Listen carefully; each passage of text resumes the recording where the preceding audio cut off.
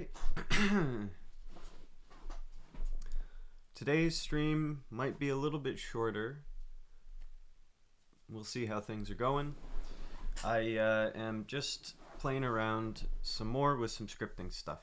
I don't want to do my main projects on stream today, so I'll just do video editing stuff, because why not? Still have some fun with it, still stuff I need to get done, and kind of a cool project to work on anyway. So I had one idea in particular that might be pretty fun to try, and that is related to making a animation previewing tool. So I'll just get into that. But let me just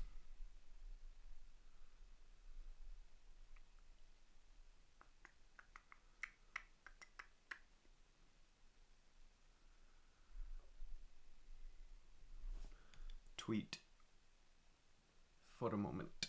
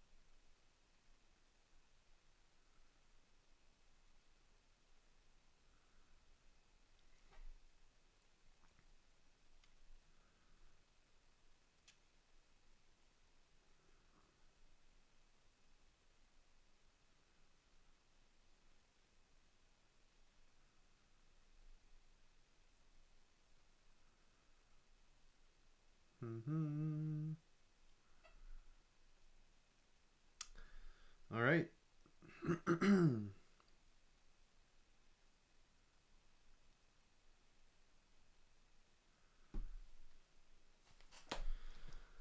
That's a good enough tweet for me.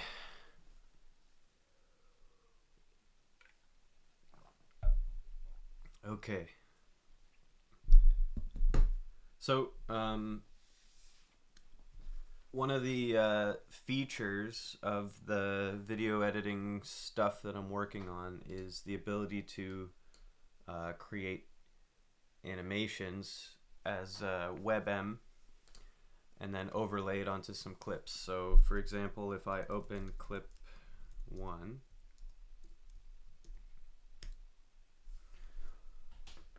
there's, let me turn it down a bit. These title animations coming in here are generated from my script here. And what I want to do is expand the animation stuff a little bit to do like titles and transitions or interstitial things that look kind of cool. I don't know specifically, but stuff that I can use to make a more artistic set of animations over time. And it'd be cool to make a little thing that spawns a web page that you can use to kind of preview what the animations will look like. And so I'm thinking about getting something like that set up, and I think I could work that.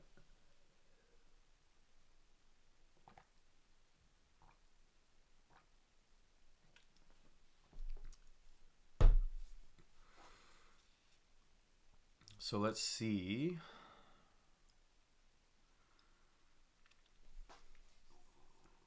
How might I go about doing something like that?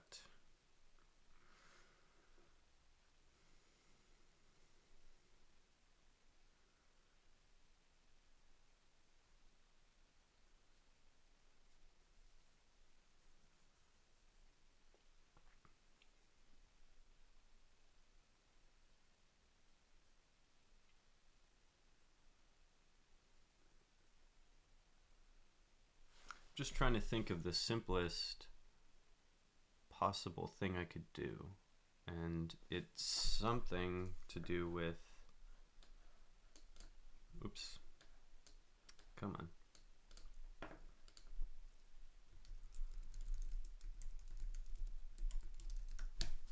A really simple like JavaScript timer or something like that.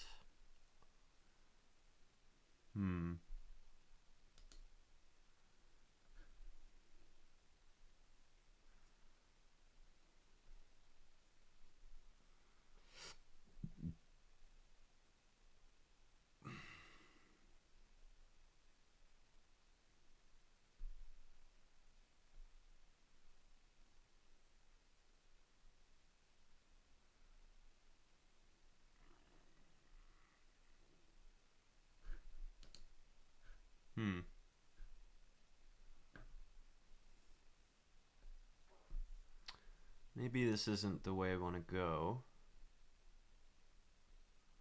Yeah. Okay. So some kind of animation loop is kind of what I'm thinking of here.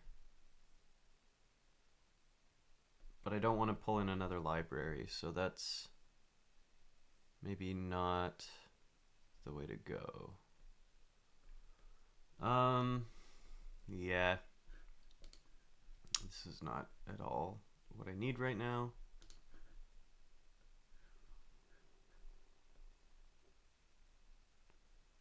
Yes, all this is fine. That's pretty cool. But not what I need. I'm not sure what this is, but okay. All that is fine. Yeah. Okay.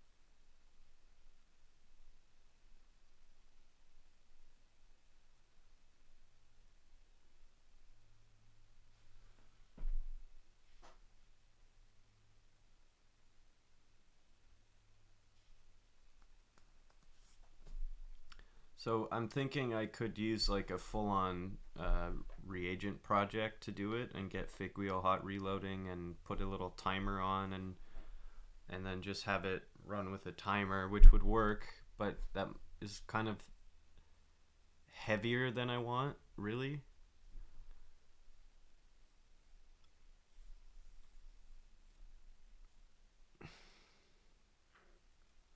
So I'm just trying to think about if I can make this a little bit easier.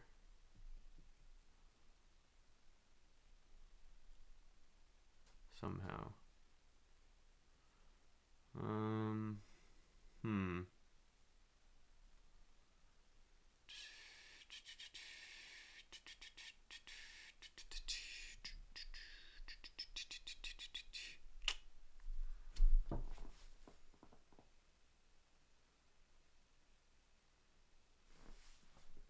Let's not worry too much about that. Let's just make an asset or two and then start cleaning up the script a bit. Just kind of go from there. Feeling a little like I don't want to work too hard today, so I'll just do a shorter stream where I'm messing around with video assets because that's a good enough idea for me, honestly. That'll do the trick. And let's have at it.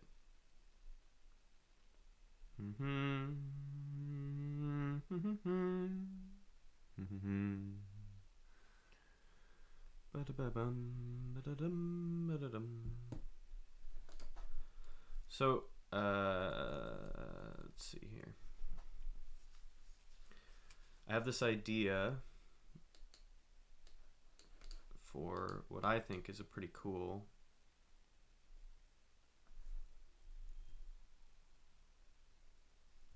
let's take this title scratch and we'll use it as a roughing, like a canvas to rough things out on.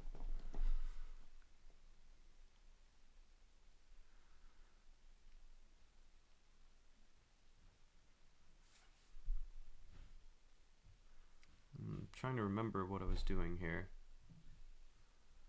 Background. Oh yeah. This animation I don't need, nor do I really need any of this. But I'll start with something like it anyway.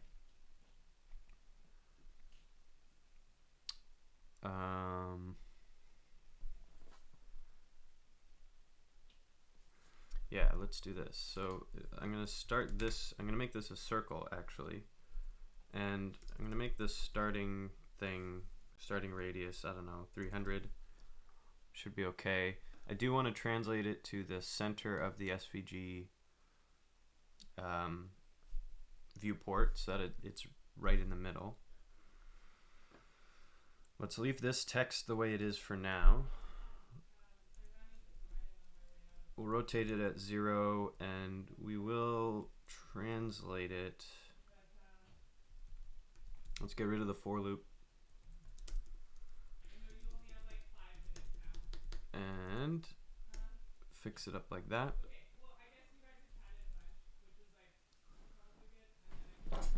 Roommates are back, that's okay. Hopefully they're not bothered by my streaming. Usually it's fine. So in this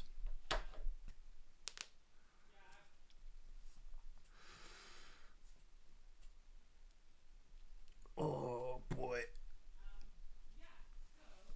In this here, let's do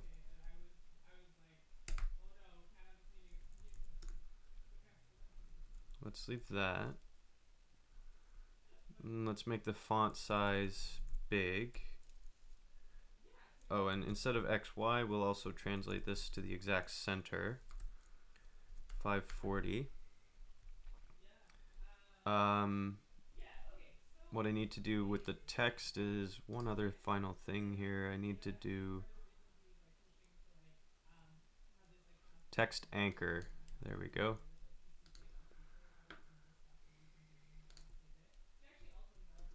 Like this, 2 pixels seems okay. Right, and now that should successfully compile with this. If I spit to out.html, the result of running the HTML compiler over title scratch, that should work. And now if I go to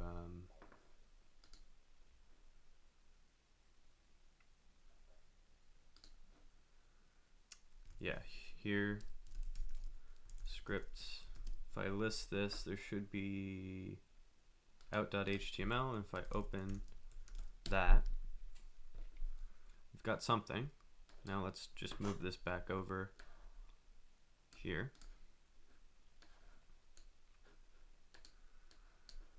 Right, so using this as a rough,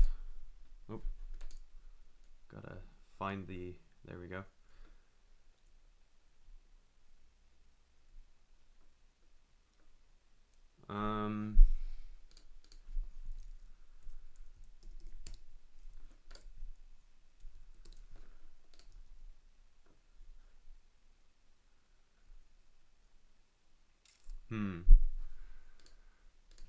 Let's do something like this.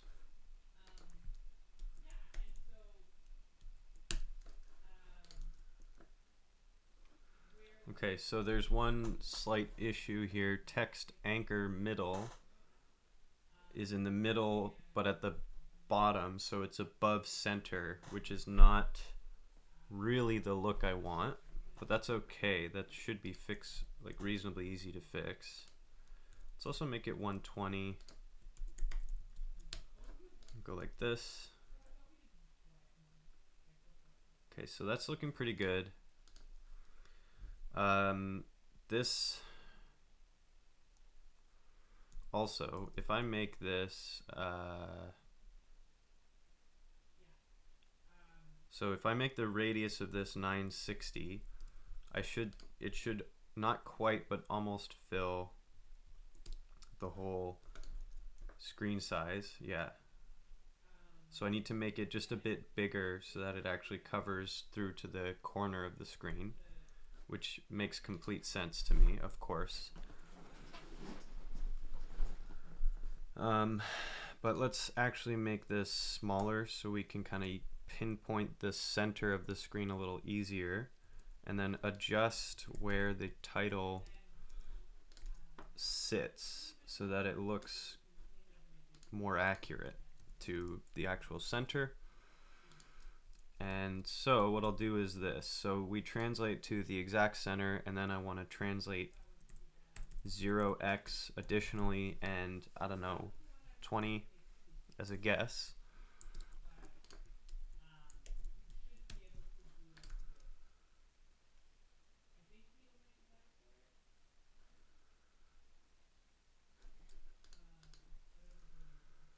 $30 pixels,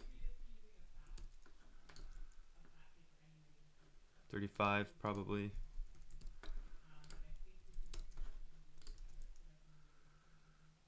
It's pretty good.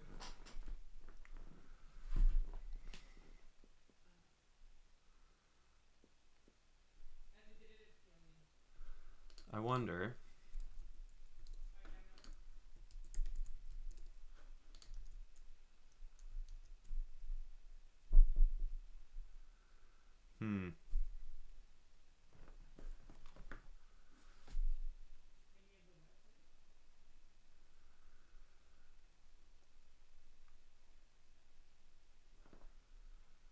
Just trying to think about.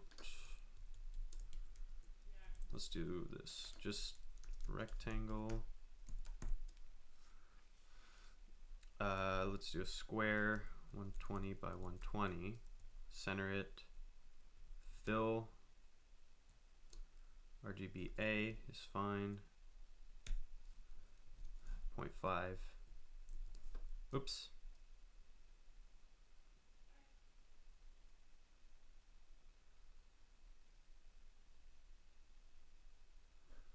Wait, what?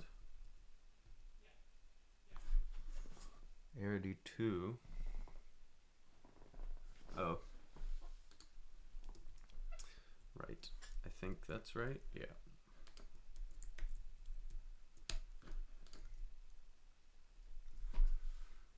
Okay. So the 120,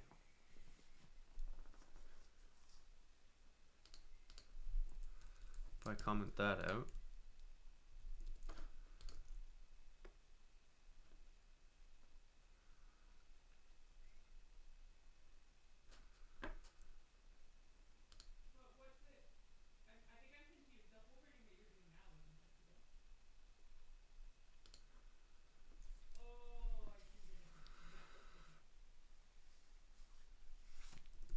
I think so if I do 60, which is half of 120, it'll be too far. But that's where the I don't know what you call it. Excuse me. The baseline, I think, of the text sits there. So if this were all caps,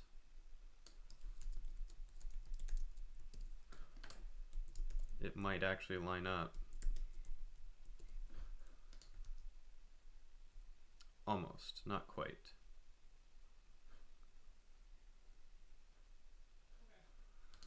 This also needs to be a little more. Oops.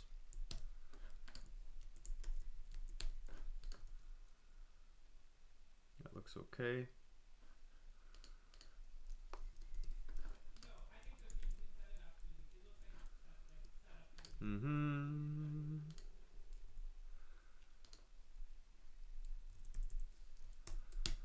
kind of looks like 50 is pretty good. For an all caps situation, that's pretty okay. But let's also go back to the all lowercase, which is my preferred appearance there.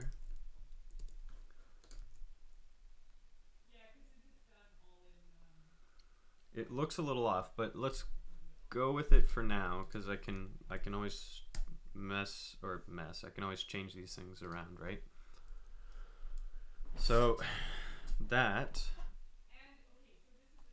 let's figure out what will what's the biggest circle size I need to completely fill the screen. More than that, probably what that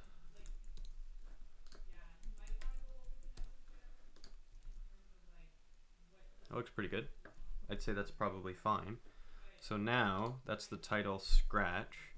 Now I can take an animation example like this and do title animation, name.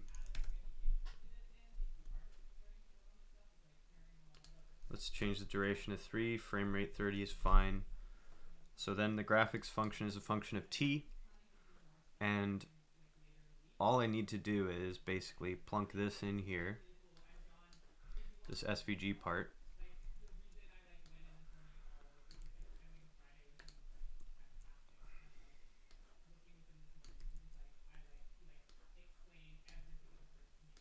And just multiply everything by this NT, which I have an ease in out function, which is nice, and I can change the easing function by adding more easing functions. And all I need to do is multiply this, the various position, multiply the things I actually want to animate by NT, and then when I run the animate function, it'll compile that into an animation. Very simple.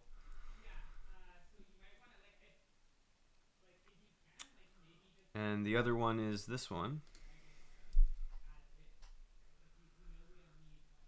which is inverted. So I have to do 700 times 1 minus NT. And that should be good.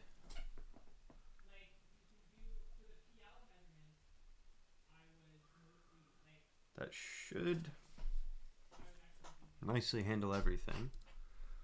So let's try this. Let's animate title anim. Wait for that to go and see what happens. And then open it. Shouldn't take too long, although I should have lowered the frame rate just for testing purposes.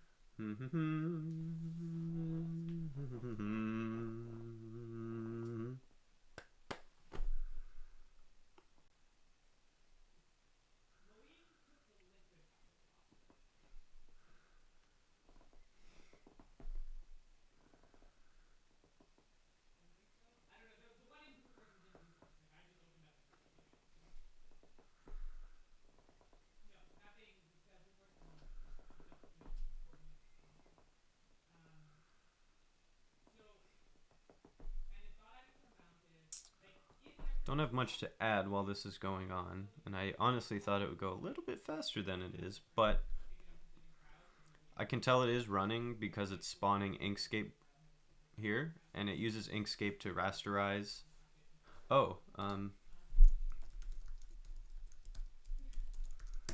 wonder if there's a way to rasterize.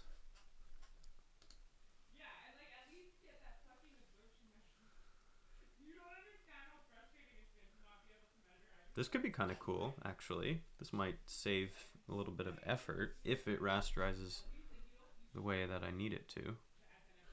Let's see.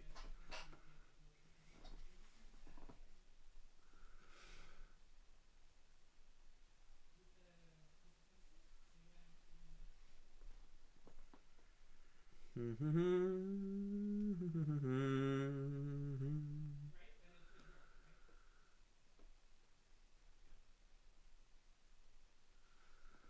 export to JPEG, which is okay actually. I should give this a try actually.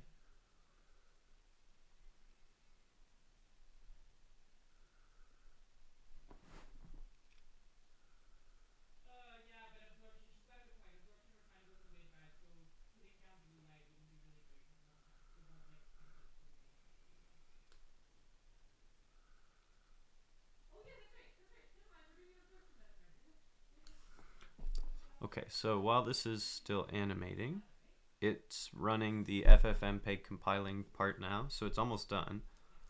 Let's see if I can successfully add this dependency just to see what's up. Deps, SVG stuff, yeah. Let's do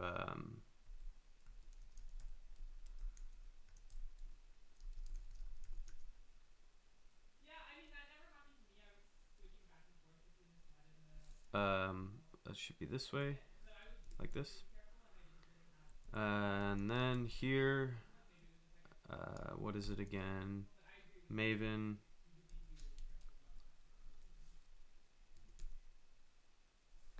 I forget how to do. Is it Maven/version? I don't remember. Let's see. Let's check.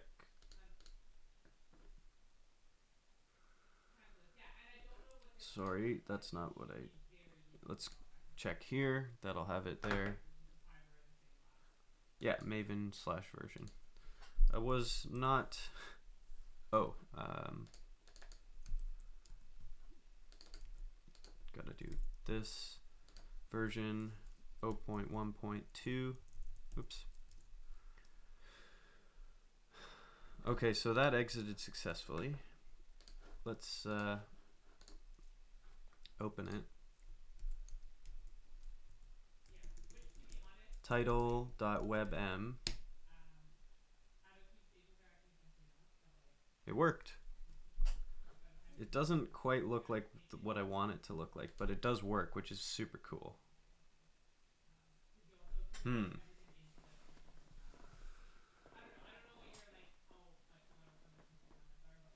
So I could like double the time, or like I could increase the speed at which this reaches 1 just by doubling this like that.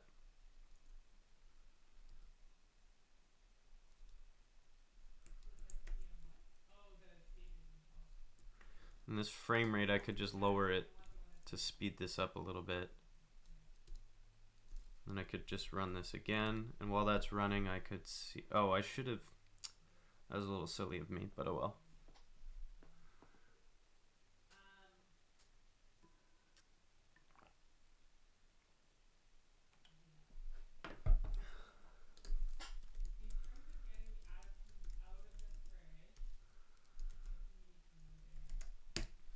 Babashka download a dependency.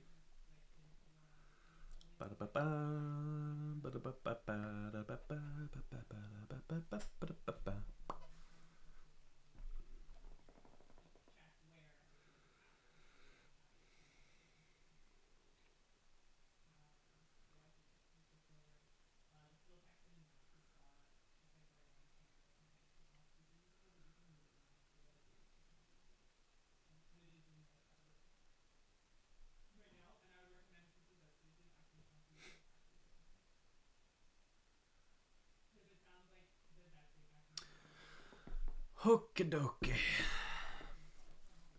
I'm gonna open my window. It's a little warm in here now.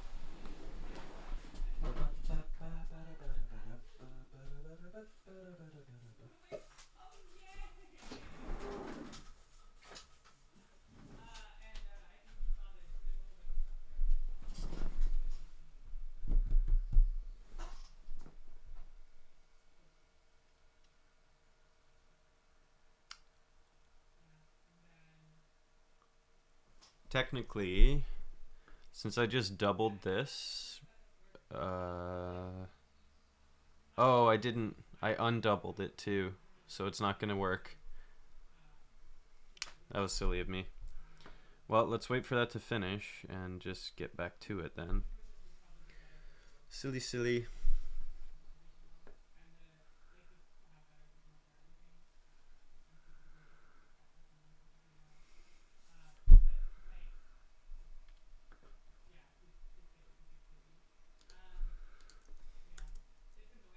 Right, but technically, okay, so that worked. Let's, it's not going to look any different, I don't think, except it's lower. Excuse me.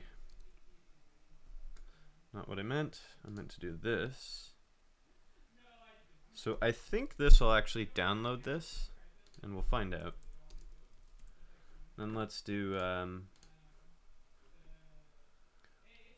once that's done evaling, then we'll try add it here and reload the namespace and see if it works. And then try our hand at parsing something, because that would be super cool. Or rendering something, I mean.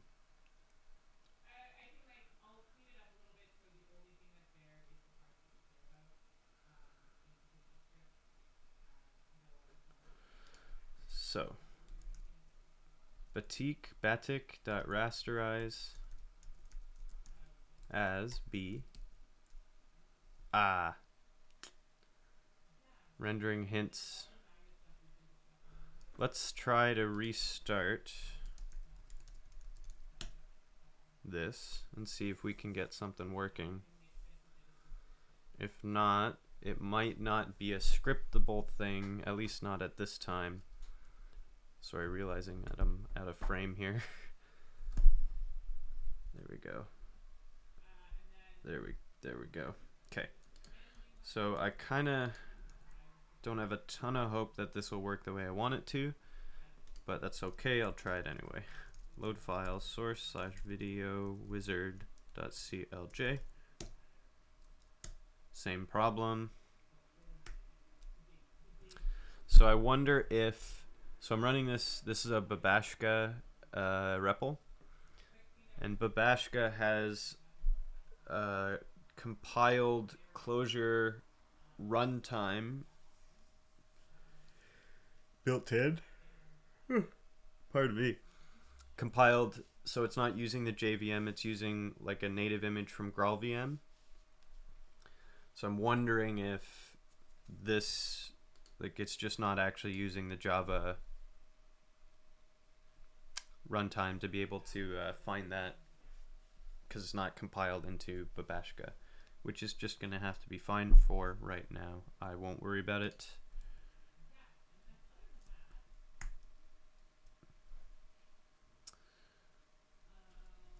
I do wonder, for the sake of curiosity, if I do CLJ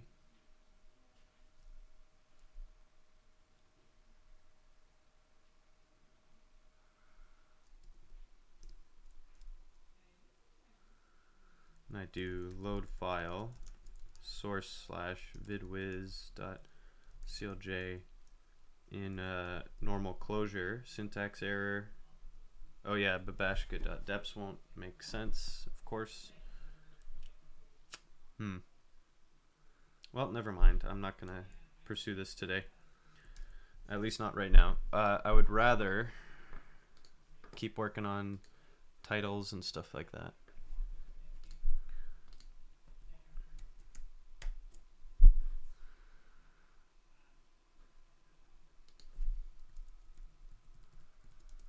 And I'll do this. If I do PNG, I'm gonna leave a little note here. Oops.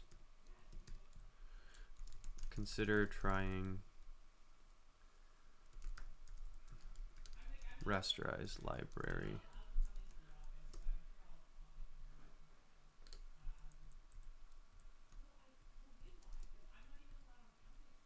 There's that. Okay, so if I save all of that, this should load fine now. Yeah, it does. And we're back in business. So Next thing, whoops, let's just mess around with this assets stuff a little bit again. So I've got this running.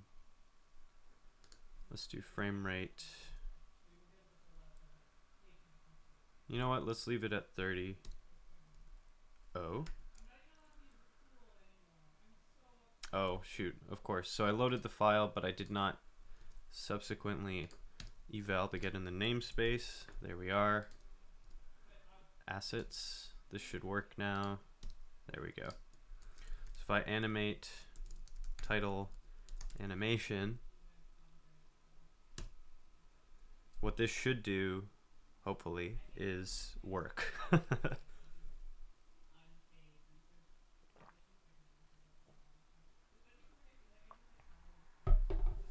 Oh, I could also try this on a lower resolution. That would work to be faster, but still show the intent.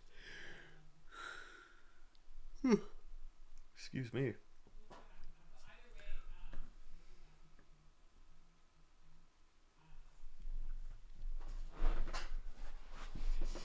But it's still pretty cool, right?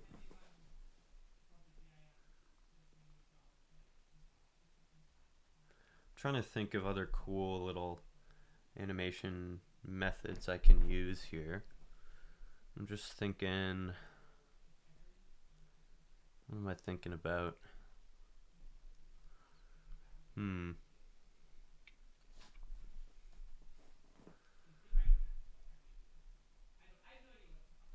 Let's see.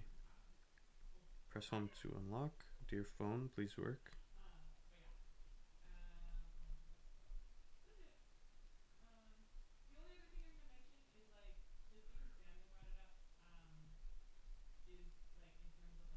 Seriously?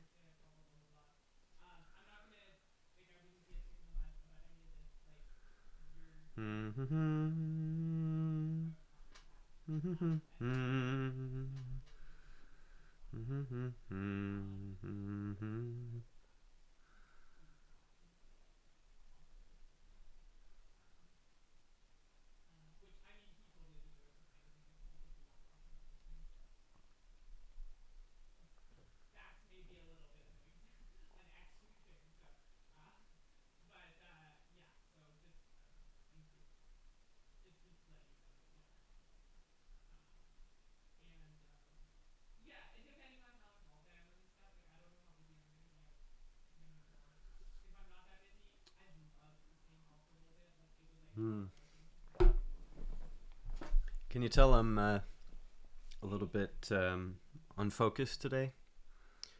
I'm just not really feeling that productive, unfortunately. And I'll be honest, I suspect I'll end this stream soonish, or at least sooner than other streams. But let's see.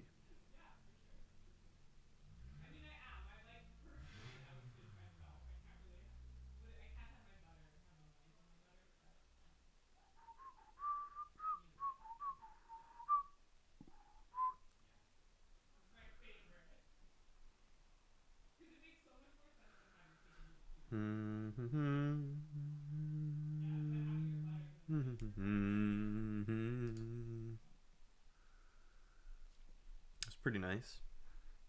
3-second animation. I like that. It'd be cooler. Maybe.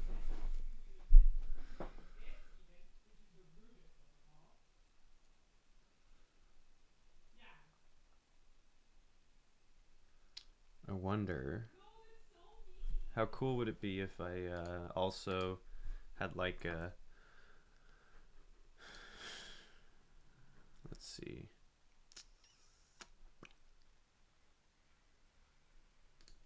Let's do this.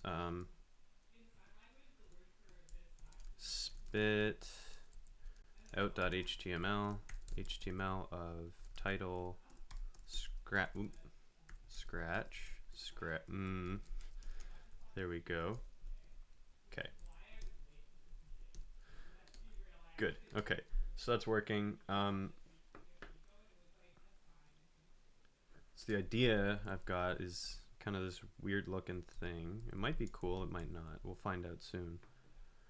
Where I make this like 900 pixels and I rotate it, say 20 degrees.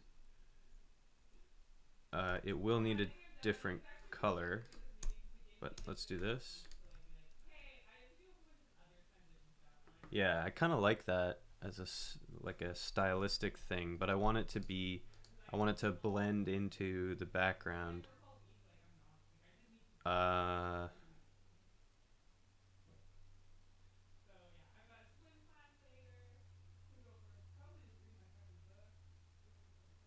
I wonder if I should change. Oh, I know.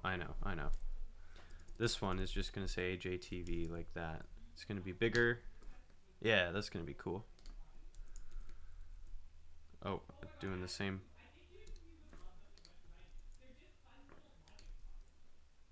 Wait, what happened? There. Okay, that's good. It just needs to be positioned more correctly. So let's say 150. Oh, wait, no, this should be somewhere in the range of like 440. That's probably too much, but let's see. Oh, that's the wrong one. 50. Let's try that. Boop. That's too much. And also, this dash array probably needs to be, I don't know, 1200. Like that. Oh, even more. 2000. There we go. Even more. And this, let's do 300. Just a little bit of manual fiddling with positioning. That's kind of how this stuff goes sometimes, you know. But that's okay. This is also weirdly not centered where I expected it to be. I don't know why. Um,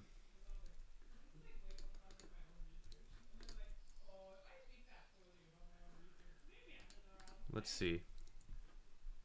It looks like it's not pivoting around the center point.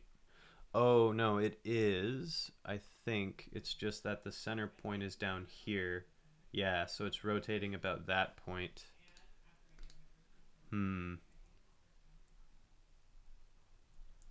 Yeah, that's okay actually. That's not going to be a real problem. I just need to translate it in a negative direction as it rotates as well. So the 0, I don't want to calculate it though, I want to just guess. So I'm going to say, I don't know, -50. Let's try that. It's going to be a little more than that. It's going to be -100, estimate. And this maybe 250. Let's do that. It's getting close. It's pretty good.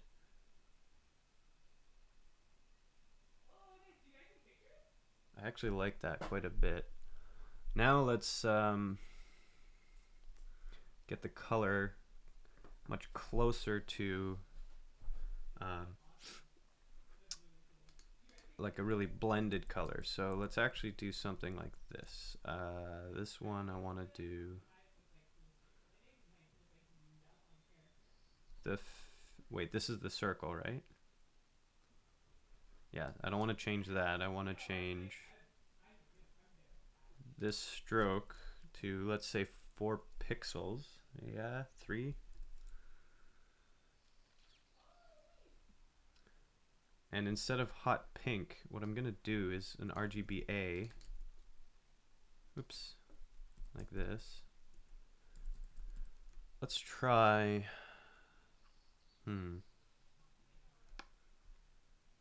I don't know. Let's try 200, 200, 200, 0.3. Let's give that a shot, see what it looks like. It's too much. I wonder what a full white blend at like really low opacity ends up looking like. Let's find out. It's pretty good. I don't know, that's not really what I wanted to go for, but it's okay.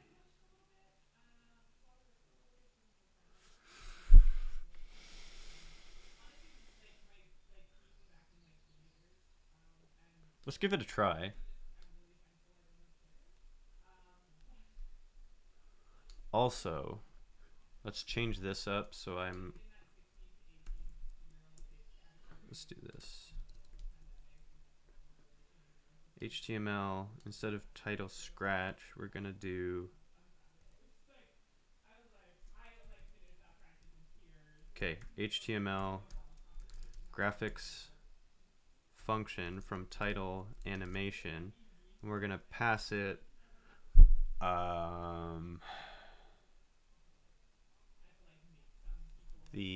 let's do 0.8. No, let's pass it 1, so the final frame. That should work, right? Yes, okay.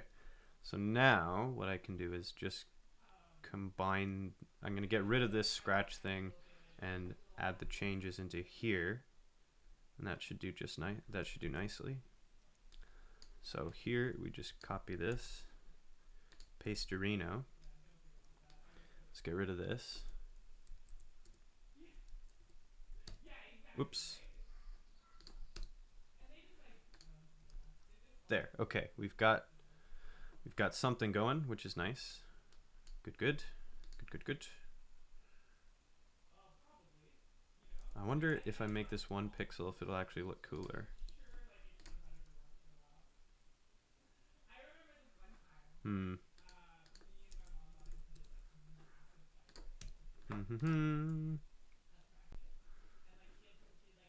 I'd say that's good. Let's go for that.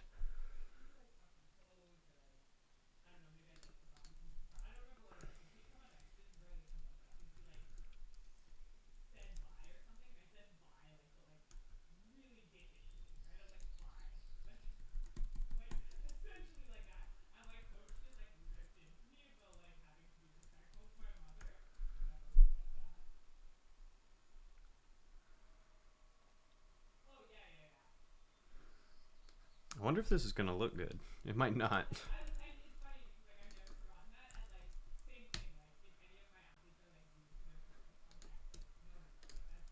Okay, looks good there. Let's run the animation.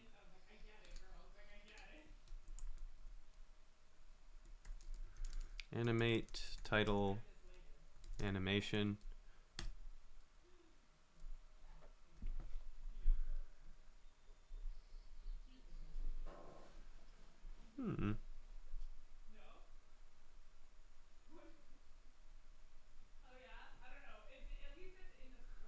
Bum ba da bum bum. Bum ba da bum. While this is going, I'm actually gonna go to the bathroom. I will be right back. I won't be long. Let's do this.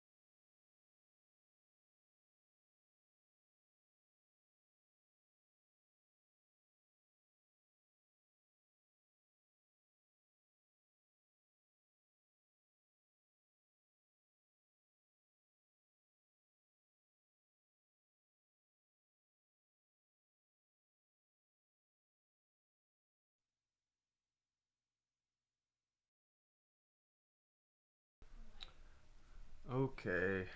Okay. So that should have. Let's close this. Oh no. What happened? It didn't work. Where did it?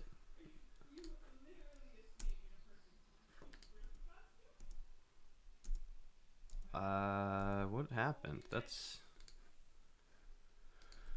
I didn't expect that. Let's see.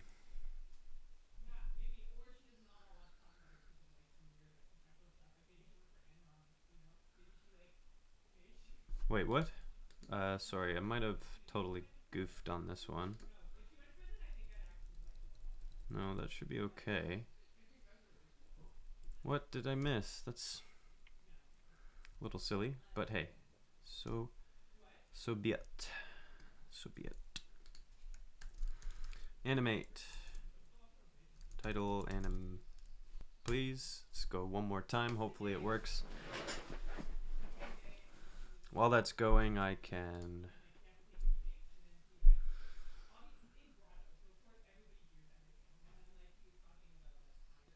What can I do next?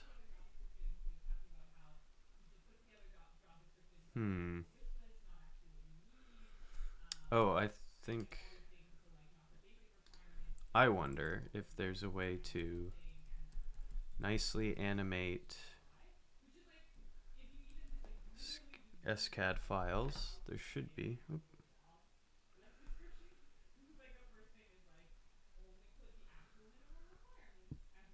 Mm-hmm.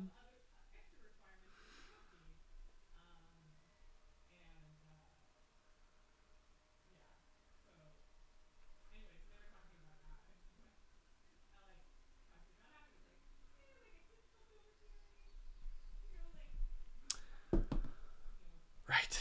Focus today. It's not going well. At least not as smoothly as perhaps it should. Here's another idea for some animation tools that would be fun to mess around with. I want to go take an SCAD set of files and do a turnaround animation. So that is going to use Ffmpeg again.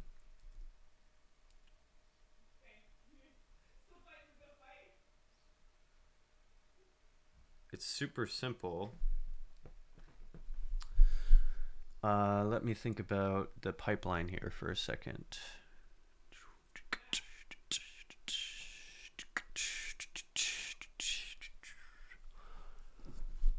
Right, so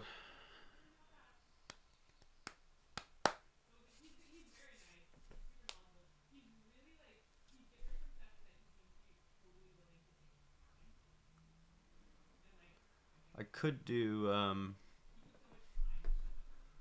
I could make another function inside this that does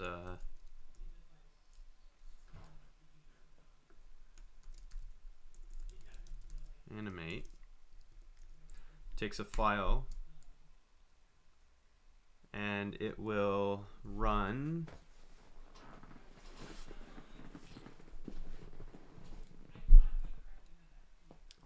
build on that, because what build will do is save an SCAD file. Wait, do I want to do that? Let me think about it for a second. Okay, let's do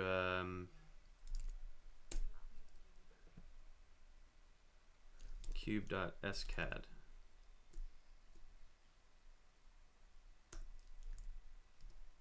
Oop, animation went. Wait, what happened to... Did I close? I did, like a goof. Let's pop this back here. I don't know why I did that, but I mean, whatever. Let's get out of here for a second. Let's open out.html. So it should open here, please.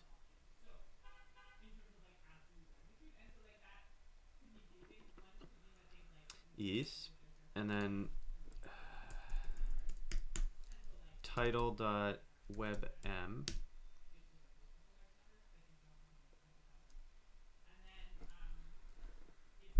That's weird to me that it's not doing what I thought it should do. Huh.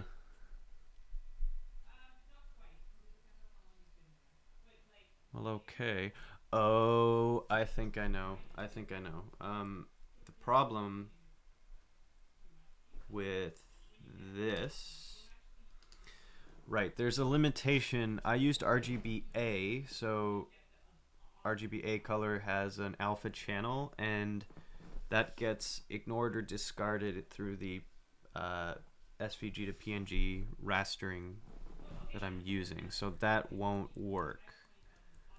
So I have to instead just do RGB colors that look like what I want them to. So what does that mean? Basically, what I want to do is something like this. I want to zoom in and color pick this color, and then just use those RGB values directly. So it's not going to be actually transparent, but that's totally fine. I don't really need it to be. Or actually, no, I can do something just a little bit easier. So let's go here. Okay.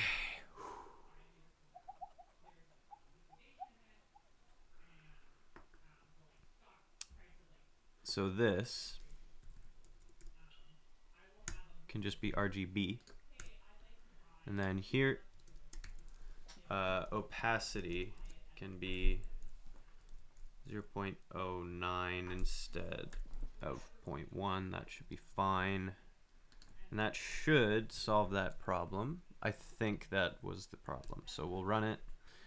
We'll go over here and think about adding this animate function. But before I do that, I want to vim cube.clj, and we'll just make a cube 50, 60, 70, and then run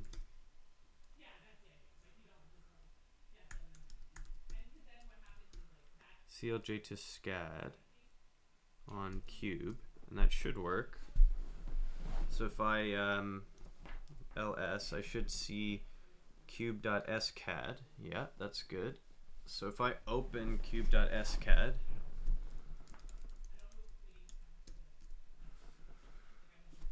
that should hopefully open the right, yeah, it does, but it doesn't. Well, that's annoying, but okay.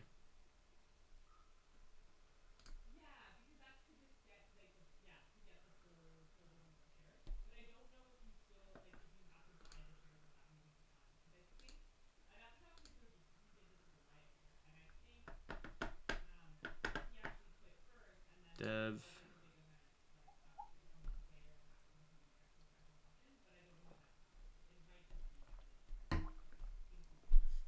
We've got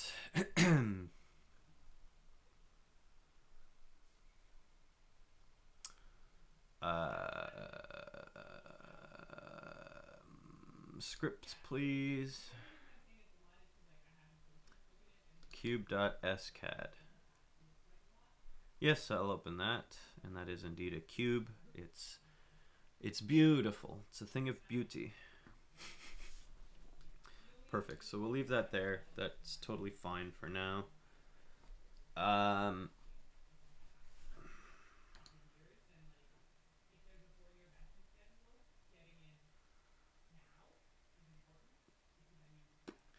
The next thing, or one of the next things to do,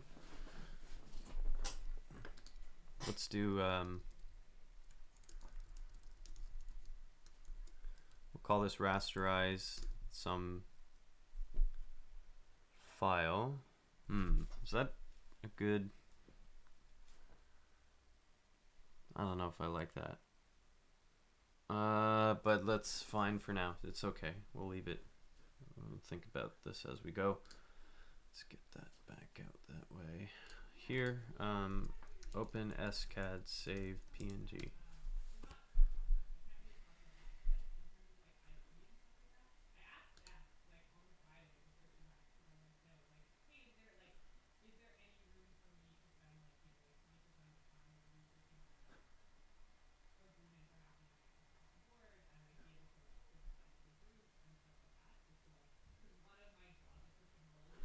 so if I do open SCAD,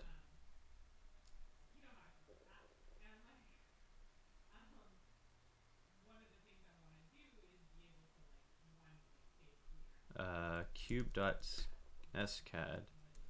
out -o cube.png, open cube.png. Does it work?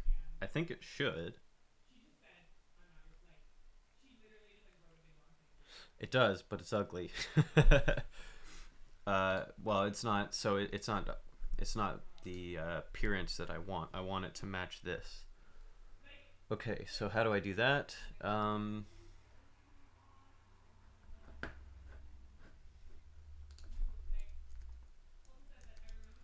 Open SCAD command line.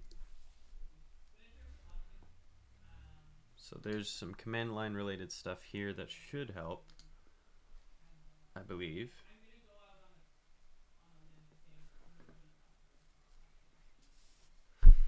Mm-hmm.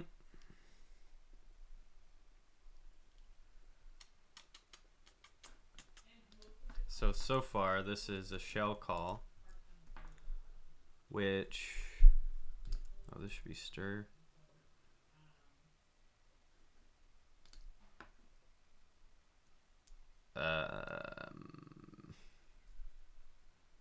I need to import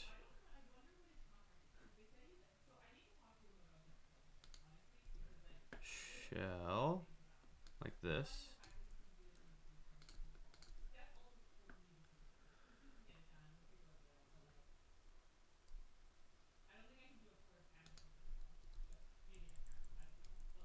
There we go. Okay. Also, let's go over here.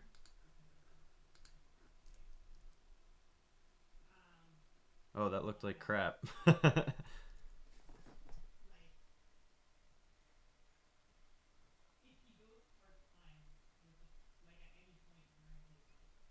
Huh, okay, well that didn't look nice, but let's fix that up a little bit. There's two things going on here. One, didn't fully finish the line. So to fix that, I'm gonna change up. Wait a second, it should work though, right? Like, it's a little weird that it didn't.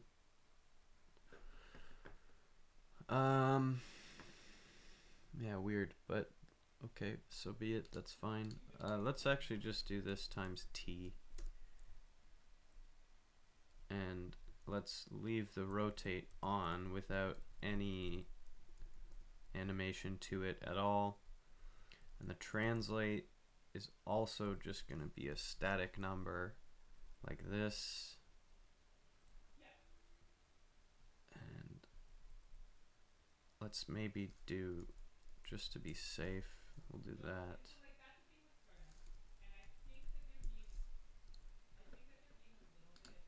Okay. Okay, that looks okay.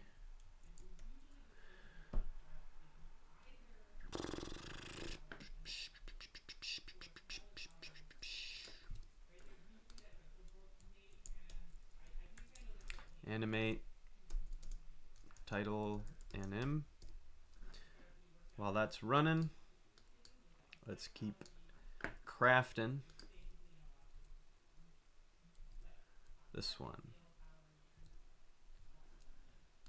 So we need the shell, and we run open SCAD with F as the input, and then the output is right, let's do let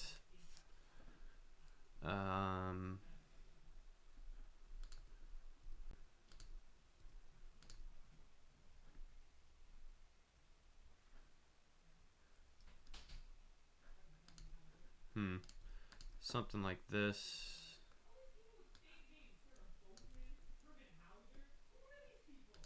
Okay. Let this be this. Let name. Let's also change this to F name. F name like this. Fname. Blah, blah, blah, blah, blah.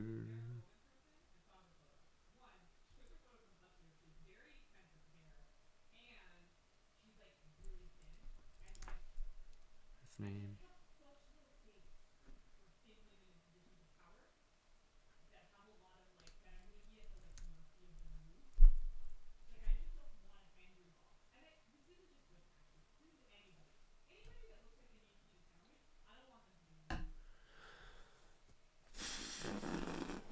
All right. So the whole idea with this OpenSCAD thing is to make, or to be able to get some kind of fun background random, well, not random, but just background 3D movement in there in a sort of simple way. So I basically want to uh I don't know what I basically want to do.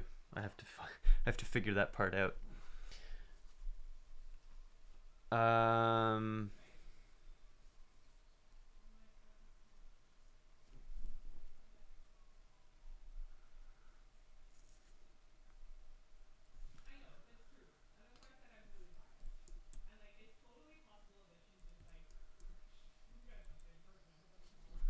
so here the output, I'm just going to string name with .png like this. So that's a basic call that will create a PNG from the file I put in if I rasterize it, right?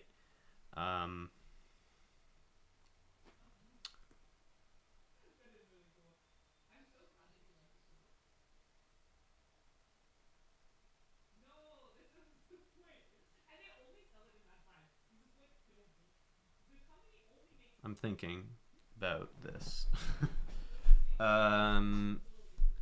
So that's one thing. But what I need to do is make it look the way I want. So to do that,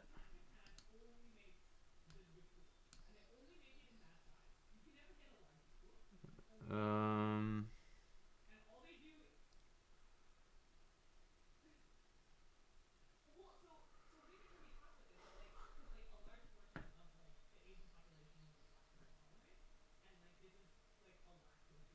multiple output files are not supported. Okay, here we go. So there are two types of cameras: gimbal camera. It's a vector camera with an eye and a look at. Image size XY is the PNG dimensions. Okay, so here we're getting to what we want a little bit. So let's go like this. We'll start to build what we want here. If I do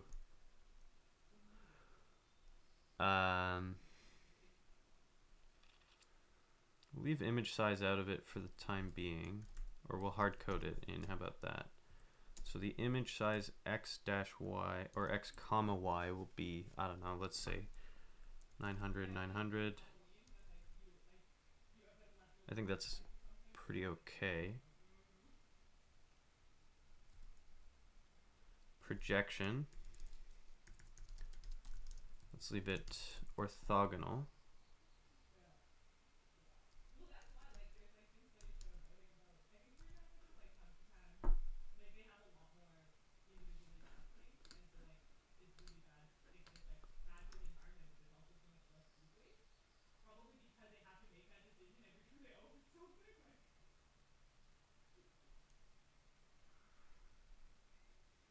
That didn't work completely anyway. It's pretty okay. Honestly, I kind of just love it without the complication. Just a super simple.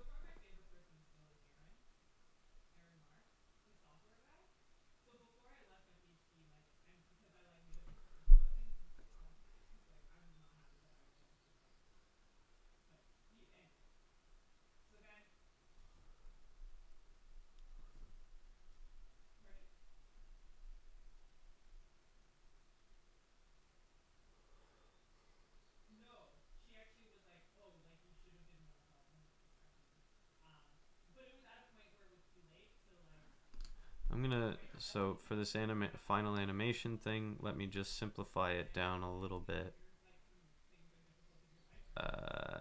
Here. I really need to clean up this script too, but that'll be fine. Let's just get rid of this. I don't need it. Simple's better, often. Simple is often better. Okay, so let's do that. 3 seconds is a good duration. I like that. Frame rate 30 FPS is normal. For all of the edits I've been working on, it's completely standard. And that's just fine. So, back to this now. No, where am I at here? What am I doing? SCAD, here we go. Depths.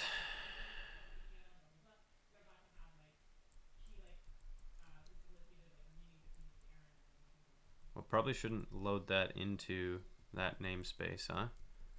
Oh well. Let's switch into this namespace instead. Ooh. Oh.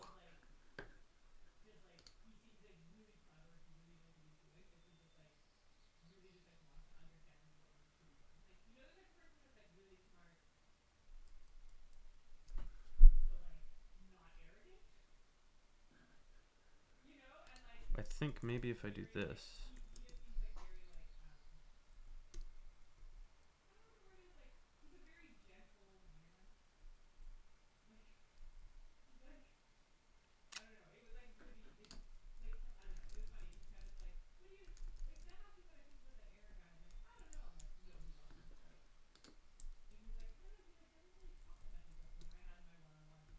Seriously?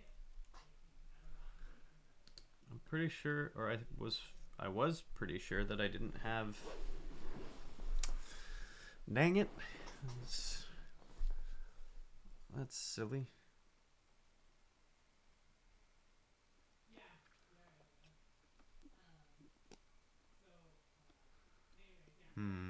Well, okay, let's see.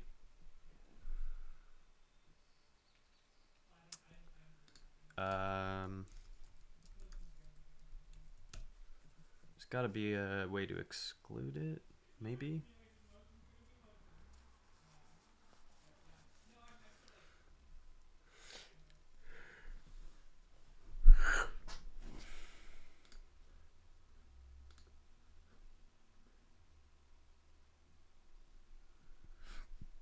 It's this right here.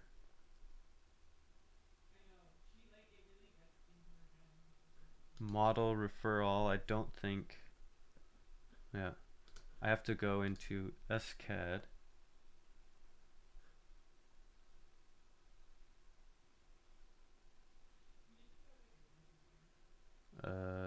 Sorry, I don't understand.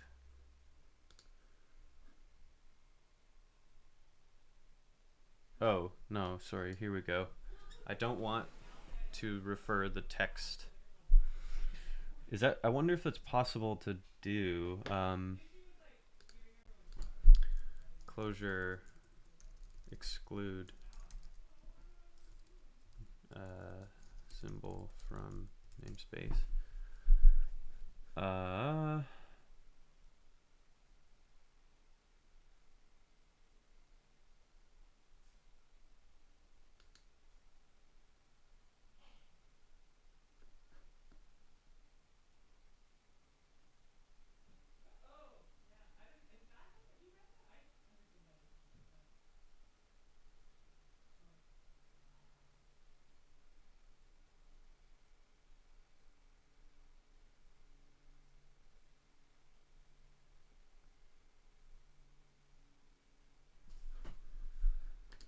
All right, let's just do.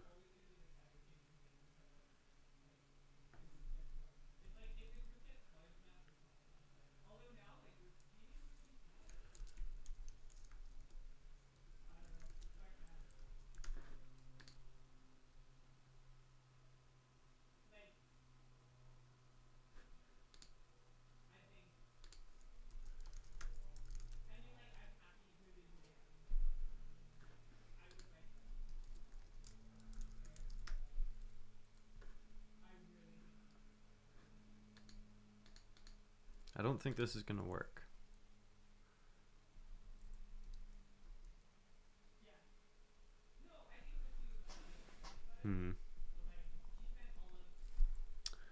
Okay, well, let's retry this. This should work because I'm pretty sure I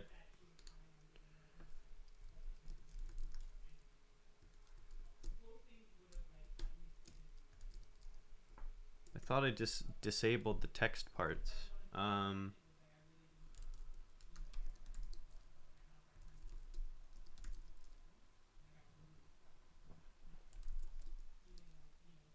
Vim model is what I meant to do.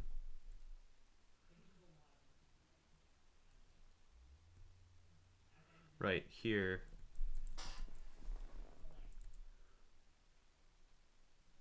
Yeah, it's not. Yeah, okay. So I think I just have to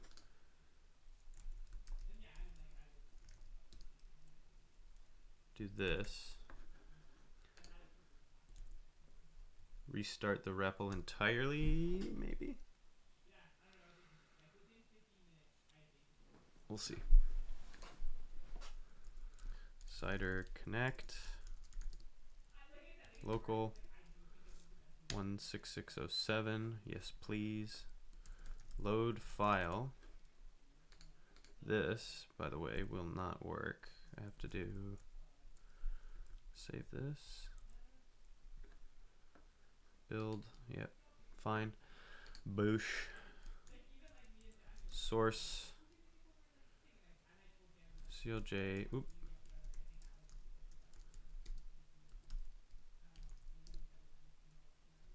Why? Why?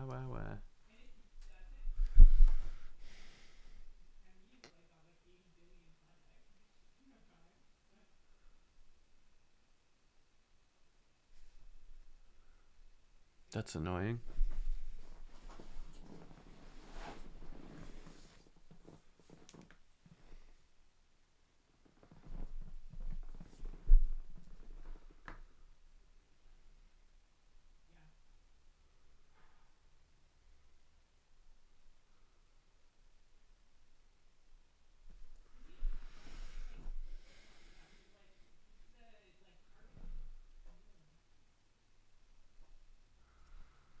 Hmm.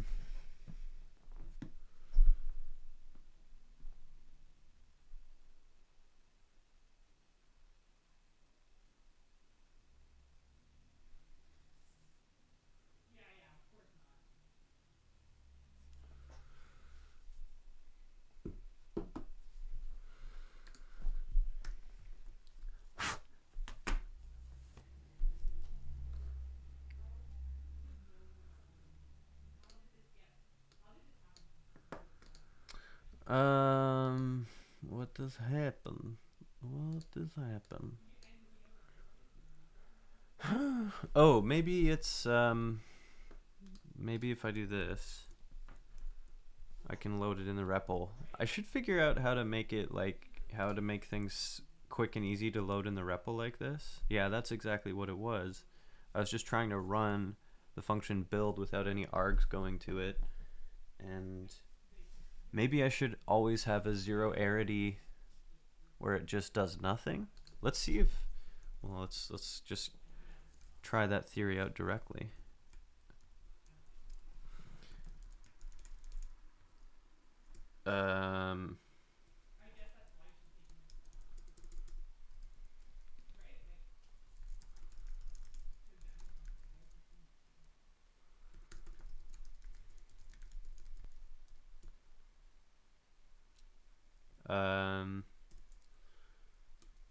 Build ran with no args, no op.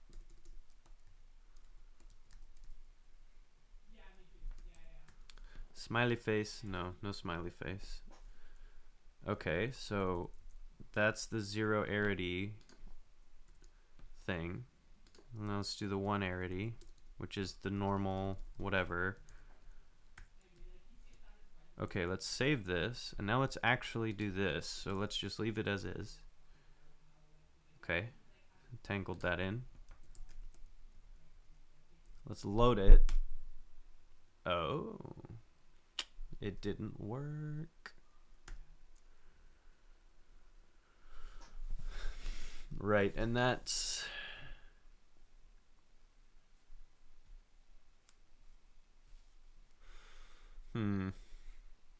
yeah, that doesn't matter, right? Because there's nothing. It's nil. What if I were to do this?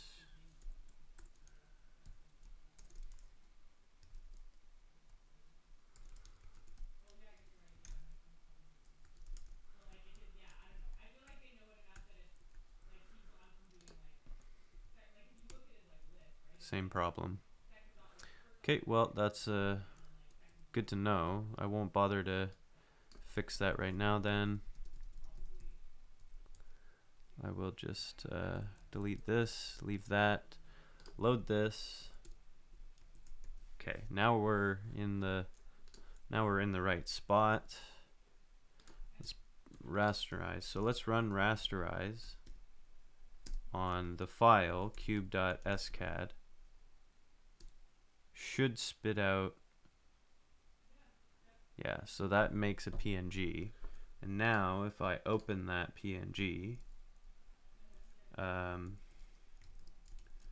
dev scripts open cube.png. Oh, it is ortho. It is 900 by 900, like it's a square. It looks about the right size. Let's work on color theme, because I think there's an option to change which color theme is used. Color schema. Okay, let's close that. Let's leave that there just for fun. We can close that. Open SCAD. Here we go. Command.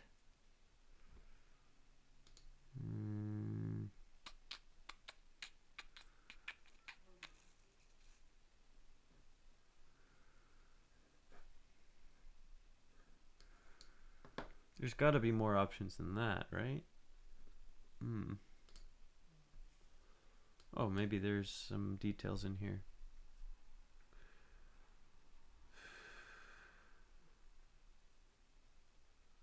Camera parameters.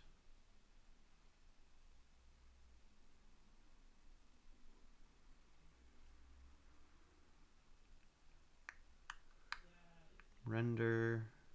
Preview.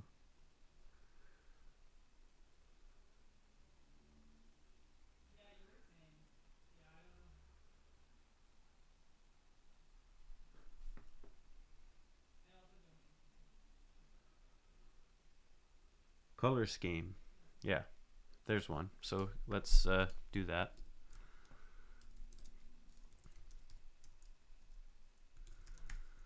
Color scheme.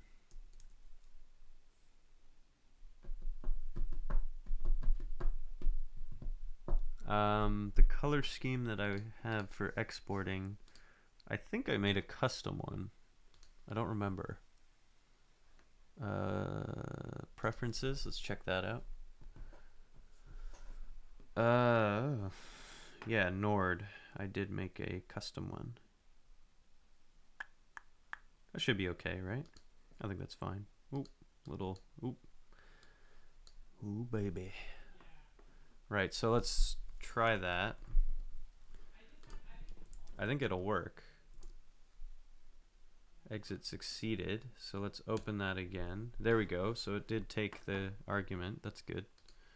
So now, whoop, that's a little frustrating that it does that. Now,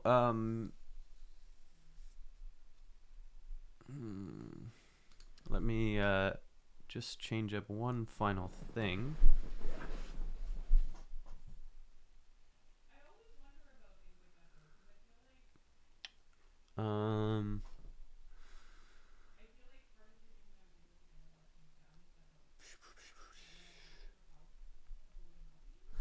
Yeah, let's do this.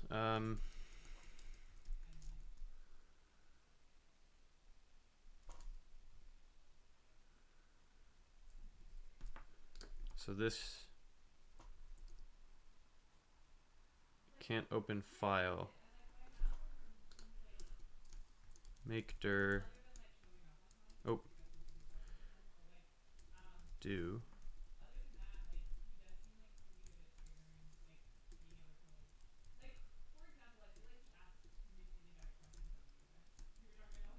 Make dir pv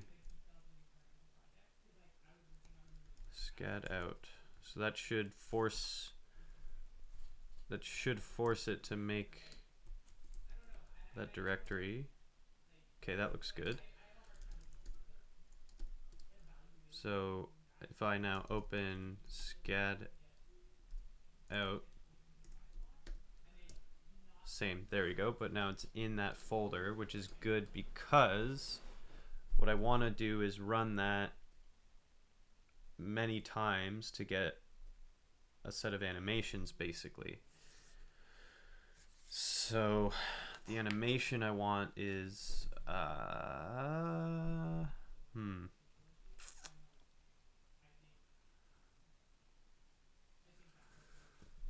let's change this up by one little bit here. Does this, I wonder if this works. Let's do let's run OpenSCAD with a string as the input. Can I do that?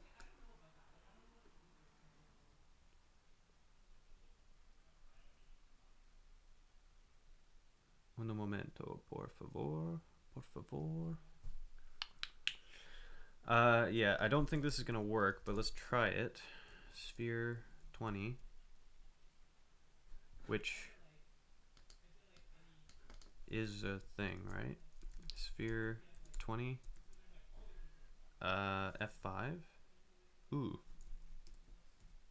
Yeah, okay. So run that, OpenSCAD sphere 20 dash out sphere.png. Cannot open the input file. Right, so let's try this way. Let's do echo sphere 20. Pipe that into OpenSCAD. And the file I want to send in is dev/standardin. I think standard in, I think that'll work. We'll find out. Sphere.png. Oh, it worked. So if I open sphere.png, yes, perfect. Okay, so that's exactly what I want. So let's build that. Oop. Oh boy. Let's build that.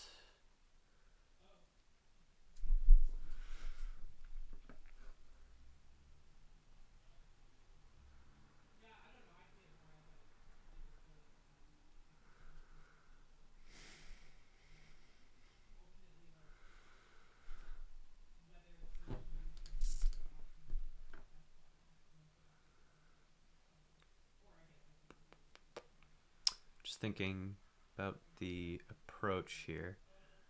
So rasterize, let's change how this works.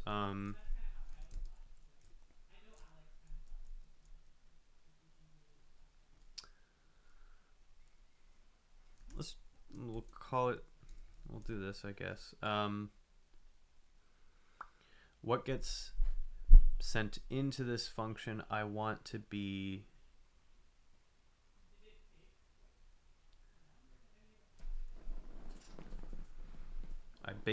I want it to be this.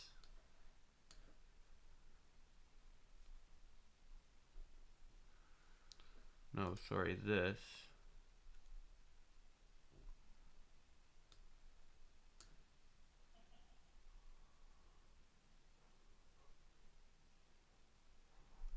Which I can turn into a function on its own.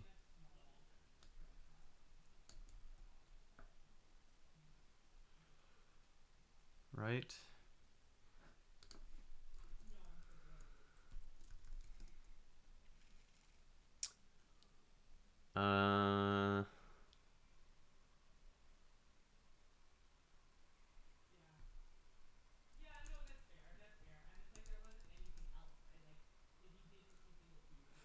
to SCAD string. Hmm.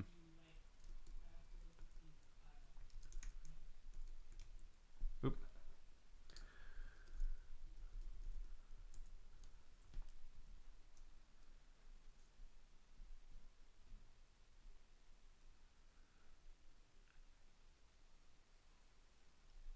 So I could actually.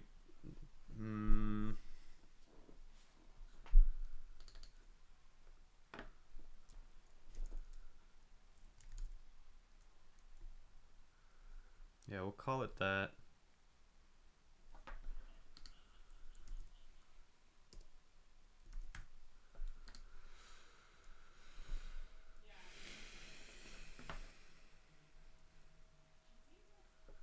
Let's see if it works.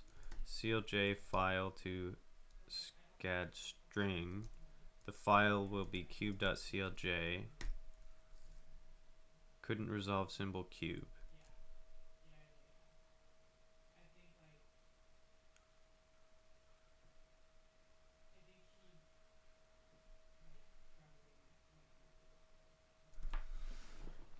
Interesting.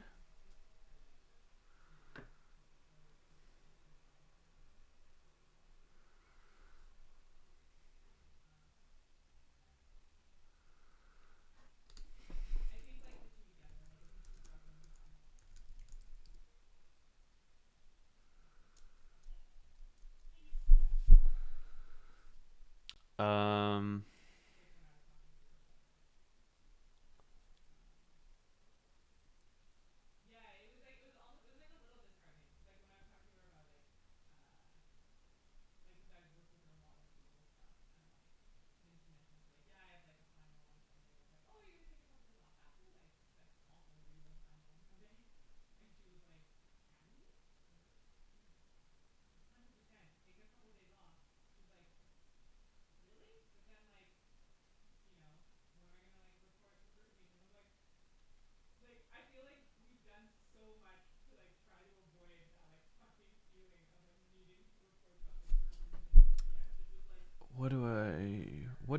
how did I, who did the, what?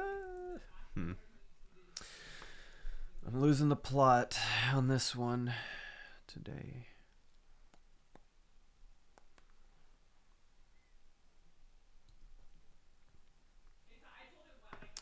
I'm giving myself 20 more minutes and then I'm calling this stream for the day because I've got other things I want to do and slow brain. Slow brain.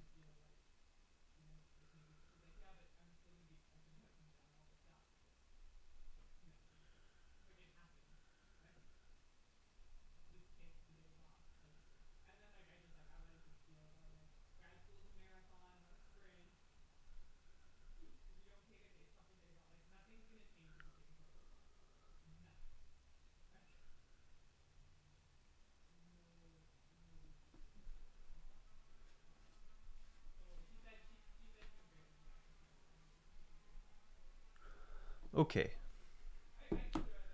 So this isn't reading because in the context of the script itself, I haven't imported everything that I needed. Although if I do write SCAD of cube 50, 60, 7, whatever.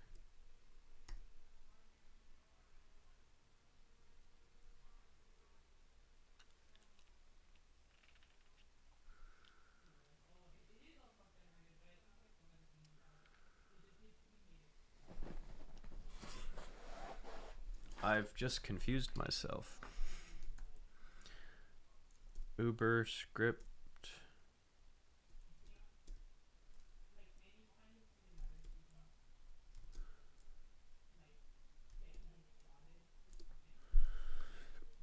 What does this look like?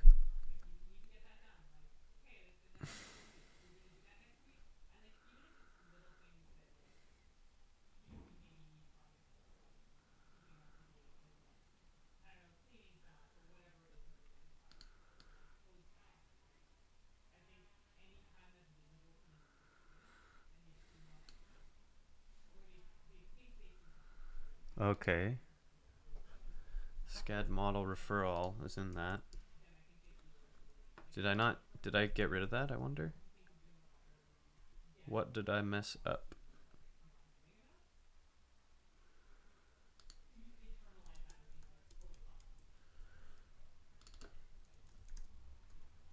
I don't know what happened. I messed something up though. So now,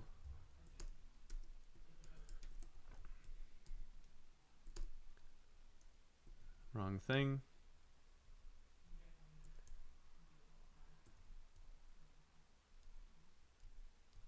Almost there. Yes. Okay. Here we go. Now we're good. Now we're good. It was a little silly of me, but so it goes. So it goes.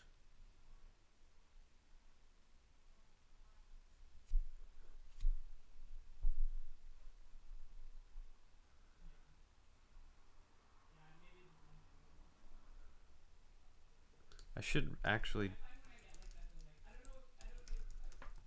name an extension.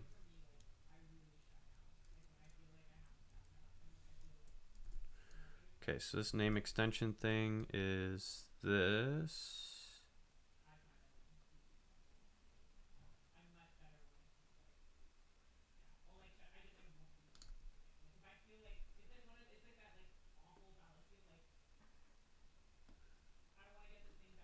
This. Okay.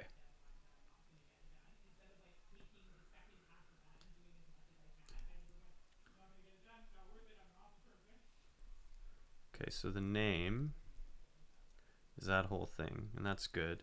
So it's in a let. So far I'm not using that, but what I want to do here is if extension equals SCAD, then you just slurp fname and return that. Otherwise, you assume it's a Clojure thing. So now this name is wrong.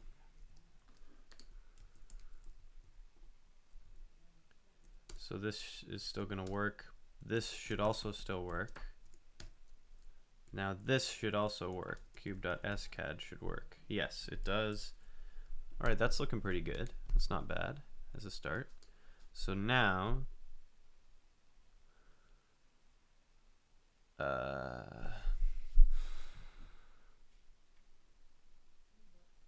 it's of course not. This isn't right. There's no reason to do that. There's no reason to turn it into that, right? Ouch. Sorry. Ouch.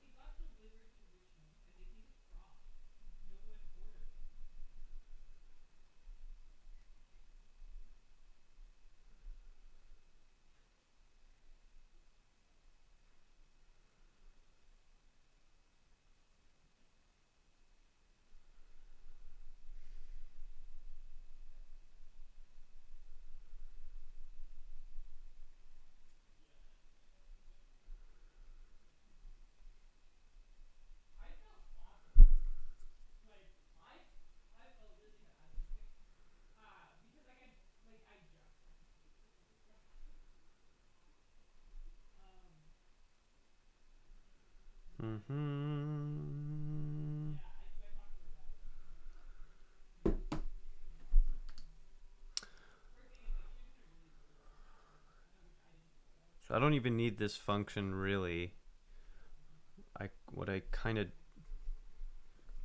Let's do this. If I just get rid of the right SCAD part, what does this return?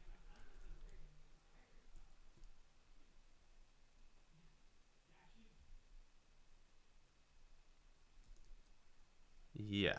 So this could actually work this could actually be just fine. So if I rotate by 0045 45, please. Oh,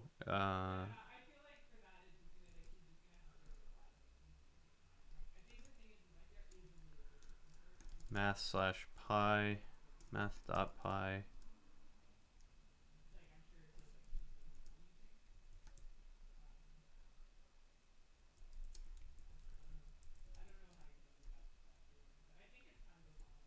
Oh, math/pi after all. Ooh.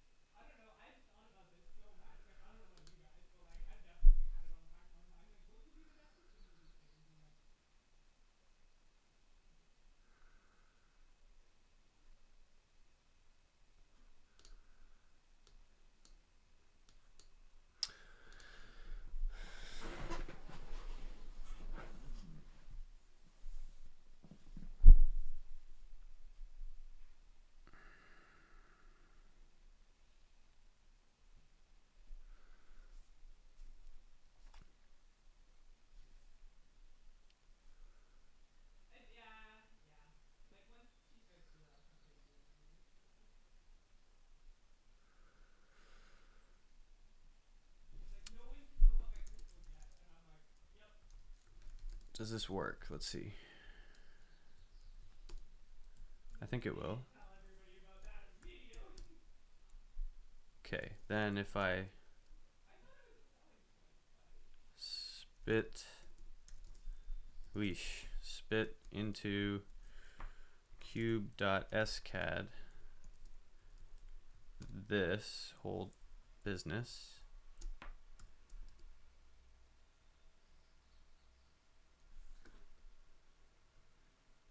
reload it.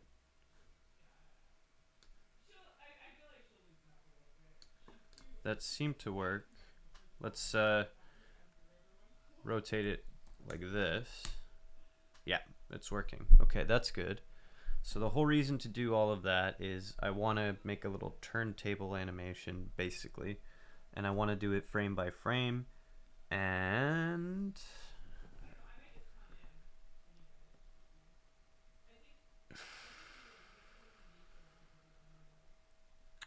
there's one other thing I wanted to do.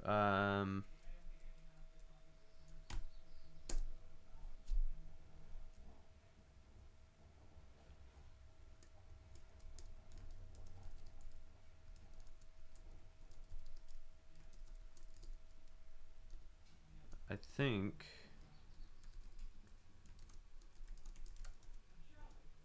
contents, resources. I think I can actually go CD color schemes, render color schemes, right?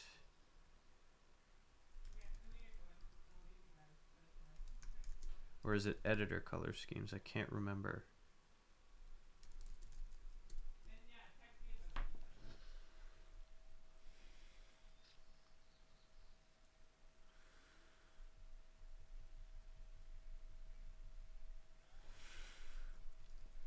I think it is editor. What I want is the background. Oh, no, I'm in the wrong. This is not right. It is in render.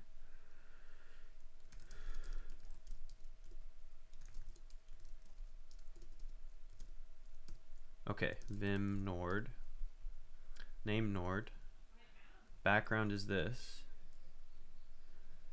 I don't know if this will work, but I'm curious. Let me put a little note here so I don't forget it.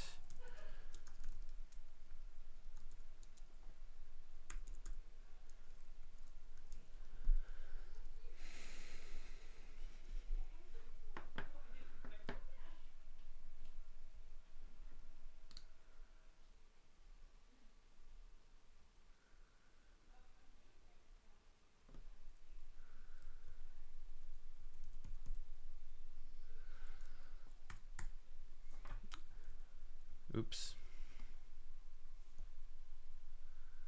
Meant to do insert. I don't expect that to work at all, to be totally honest. Let's close that. Let's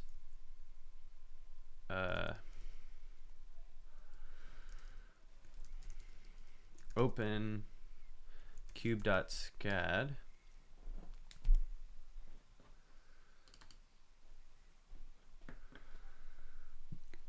Excuse me. And there's an error with that, I'm guessing, so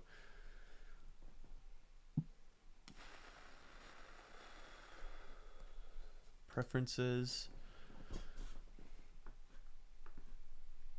Yeah, it broke. It doesn't show up in there. That's cool. Well, cool. Like, that's a quick way to tell if you don't have a valid color scheme anyway.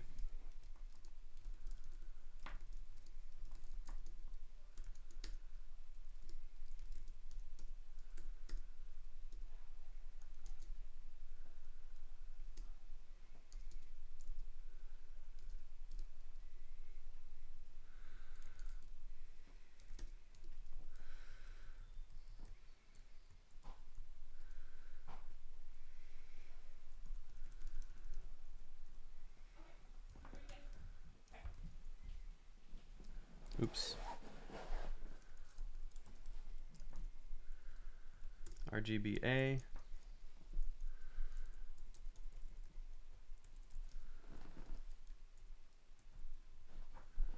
I don't expect this to work either, but let's try it.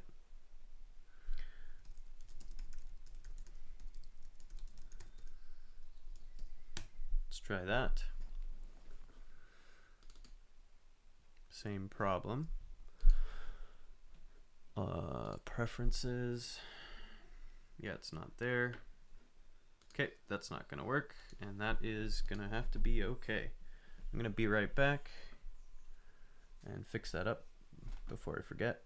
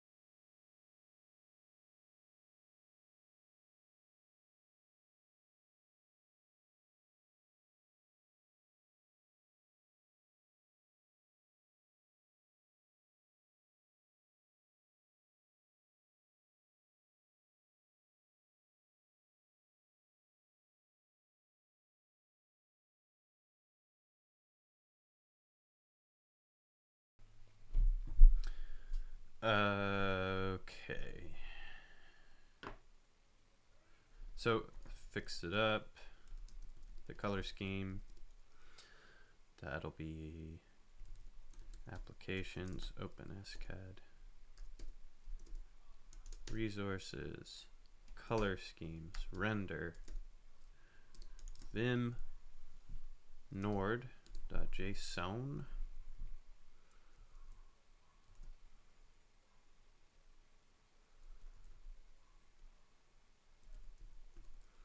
Insert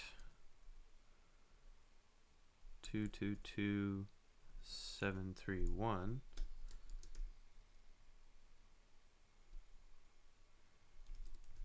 Dev scripts open cube.scad.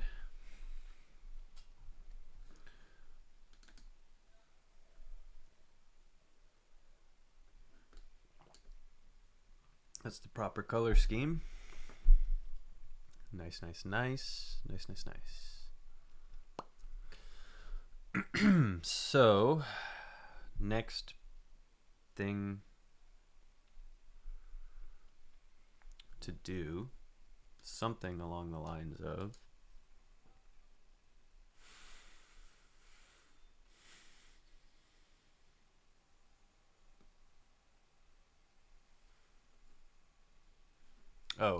here's a better, slightly better thing where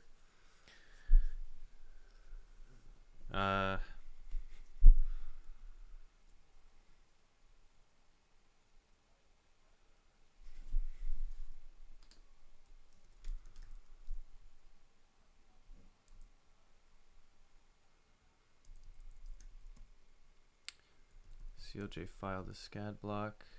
Hey Mac, back to SCAD. Yes and no.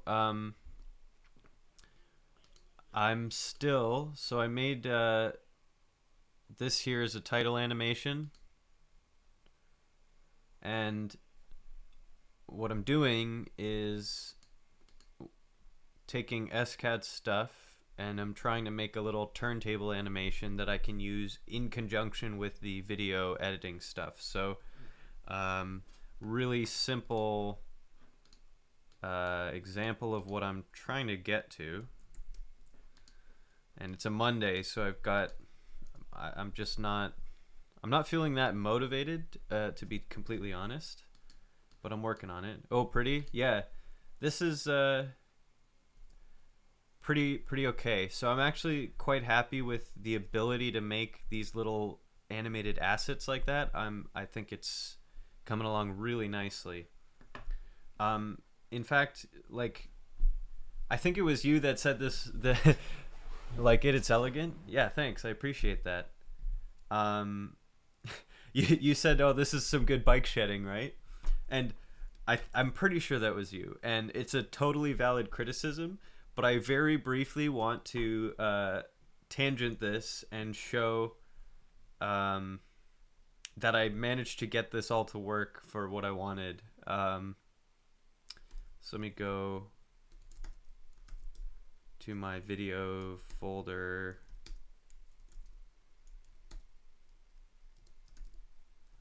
So I was able to build out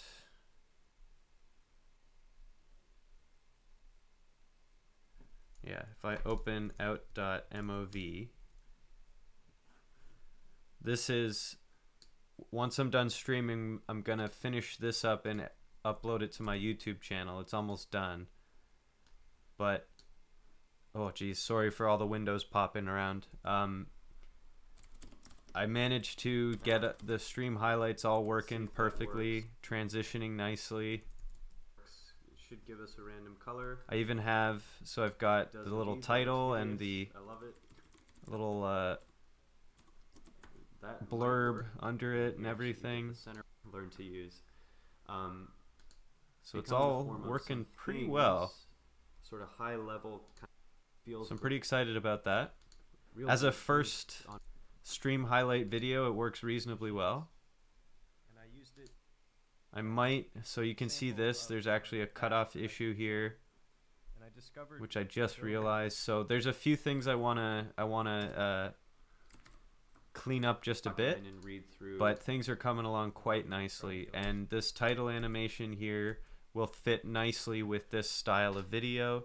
It's all working. It's all coming together really nicely. And I didn't even open an editing program for that one. So pretty cool. So it's coming along. And I'm not staying too much longer on this stream, but what I'm doing here is making a turntable animator. So I can give some shapes, some 3D shapes, and run it through an animation pipeline so I could use that for some assets as well. Hopefully I can make it look cool. I think it can look pretty neat. Hopefully anyway. But it's all coming together, which is exciting for me. So that's why I have SCAD open here, and it works by running, let's see, let's get rid of that, I don't need it anymore. These are incomplete.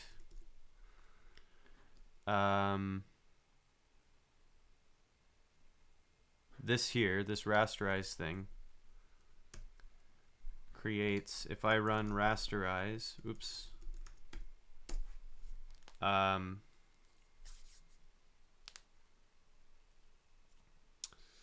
I give it the file, I have this in the directory here. Heard of lib5? I believe it's an OpenSCAD alternative. I have heard of lib5. It's fantastic. It's made by a developer named Matthew Keeter, I'm pretty sure. Amazing stuff. It is kind of an OpenSCAD alternative. It works a little bit differently. It uses what's called functional representation of solids. So it uses solid surface modeling functions. So it's a little bit like, do you know what signed distance functions are? Like signed distance functions are a way to render stuff through like shader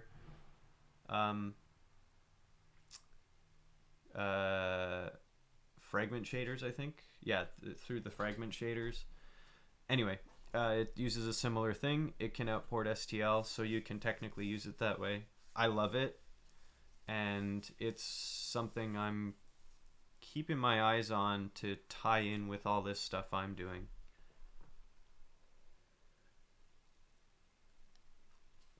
I think it's not quite as well known, but about that I don't know actually. Let's see. So this rasterize thing works. I have this cube.scad file, and I'm just gonna run this, and it'll generate a PNG in SCAD out. So if I open cube.png, it's a PNG image. It got Hacker News today? Oh boy. That's exciting. Is it lib5? Does it have the Hacker News hug of death happening right now? Yeah, so this developer, Matthew Keeter, does some really neat stuff. He's been working on Rust stuff lately. I follow his GitHub, and I don't know him. No, it's running solid. Okay, cool. I don't know this person personally, but I just think this project is so cool that I have to keep an eye on the things he's working on from time to time. So the coolest stuff related to all of this is stuff like this, where you can remap surfaces with like very simply, and it's buried and it's horribly messy, but I'm working on a 3D modeling library alongside my SVG library, and I've built some of this stuff into the library I'm working on. For example, the simplest stuff is like, let's see, what's a good example?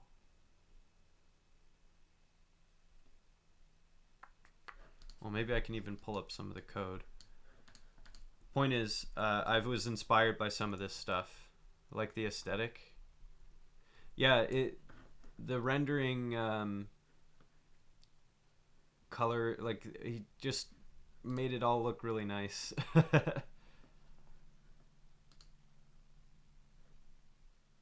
this one of the coolest things. Maybe I'll compile this and get the editor going. But right here, you can see in this example, any bit of code with a hash next to it is interactive in the view. So you can click and drag stuff. And that is so cool to me. It's if I ever get around to, or when I get around to building my own modeling app, this idea is going to be like a killer feature, in my opinion, that you can type your code, hash different things, and then suddenly it's draggable in here. You get the precision of writing code and the intuitive speed of editing by hand kind of thing. I think it's such a cool concept. Yeah, talked about the two-way connection in Portal. Yeah, exactly. So this is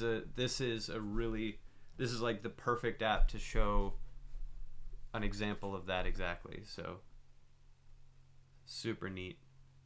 Maybe I'll have to play around with this a little bit. A little bit more again. Yeah, it's cool stuff. For sure. Let's see. Where's his homepage? Yeah, so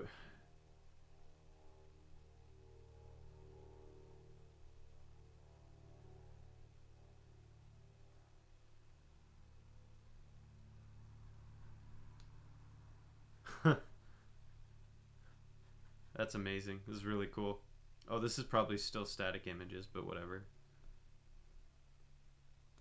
Anyway, he writes good blog posts and everything. I admire his work a lot. Seems like a cool person.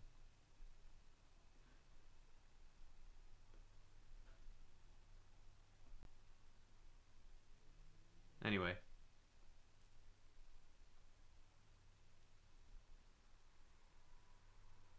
Code's on GitHub. Used to be good at POV Ray many years ago. I remember playing around with that when I was younger and didn't understand anything about it at all.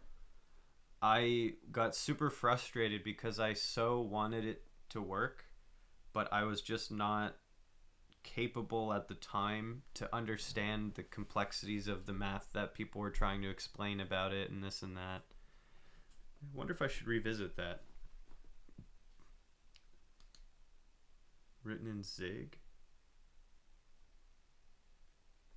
Anyway, enough of other people's work. Let's see if I can finish something up before I get going for the day. We'll see what's up. We will see. What was I attempting to do? That's my question to myself. Oh yeah, so basically to make a little turntable animation, all I have to do is rotate about Z an increment of degrees, save that as a PNG, repeat that for all PNGs, and then use Ffmpeg to wrap it back up in a video. So to do that, I can actually kind of borrow the idea of this here. I can just do a sneaky copy paste into a different script because future me can deal with this and clean it up. You gonna get back into POV Ray at all? Back into that rendering stuff? I always love generative and digital art, from like the minimalist clean line vector stuff to advanced renders and stuff like that. It's so fascinating to me. And POV Ray could still be like a good tool in that tool chain. Although I wonder, maybe there are like more advanced, newer things now. Or maybe everyone just likes to write their own their own ray marchers and ray tracers. Right. So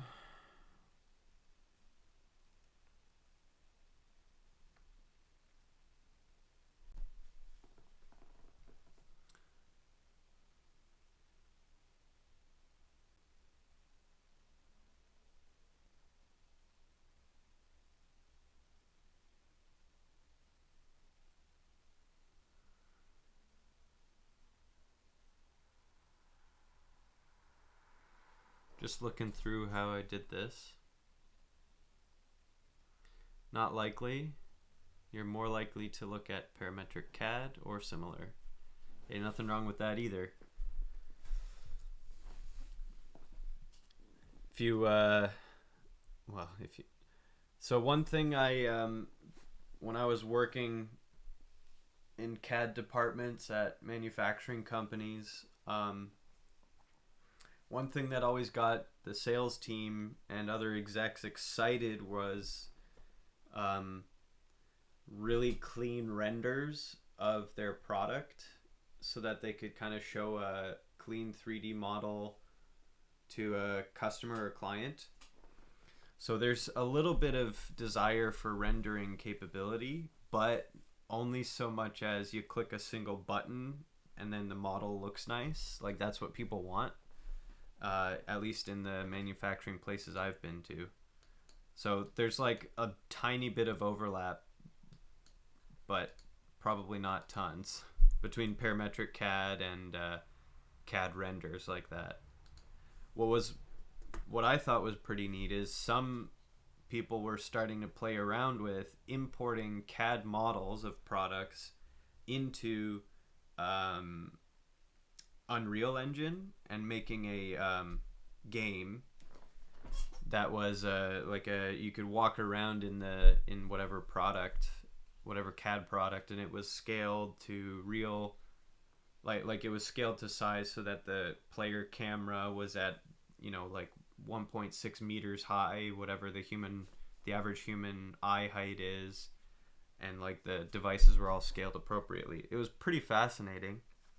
I can't imagine it being like a really, really popular thing until it's like completely, you get that kind of output for free once you've done your 3D modeling. But all of that stuff is like tangential to parametric CAD, so I always keep my eyes and ears open for stuff like that. But yeah, the powers with the CAD itself, I think anyway. Yeah, and if you're not into parametric CAD already, I might be super biased, but you should get into it.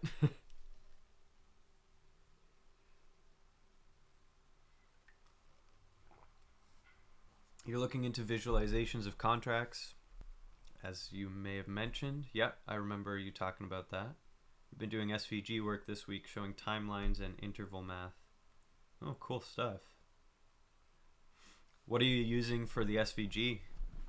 Or are you like manually, are you using an Illustrator type program or Inkscape? Or are you programmatically creating SVGs with your data?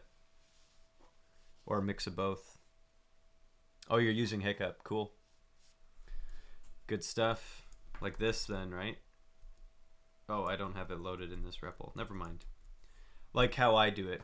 Or ish. With differences, obviously.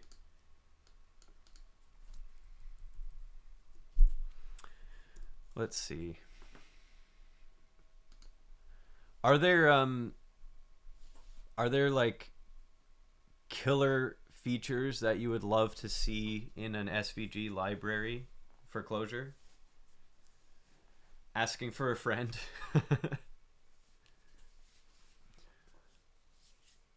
The thing is, I think probably SVG is simple enough that most Clojure devs could write their own little things here and there.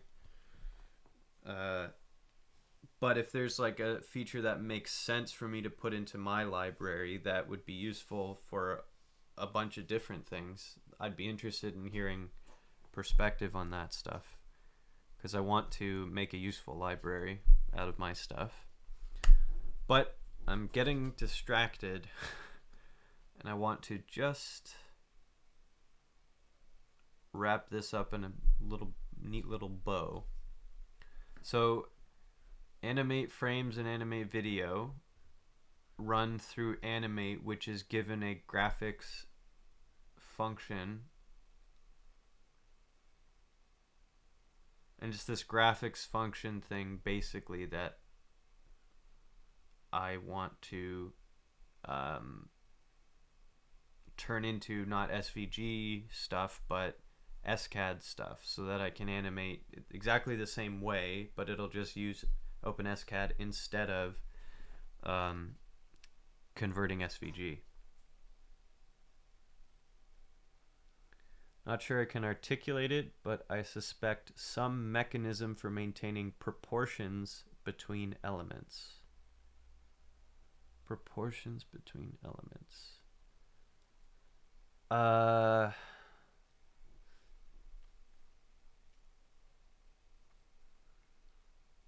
Is that so? Is it something along the lines of how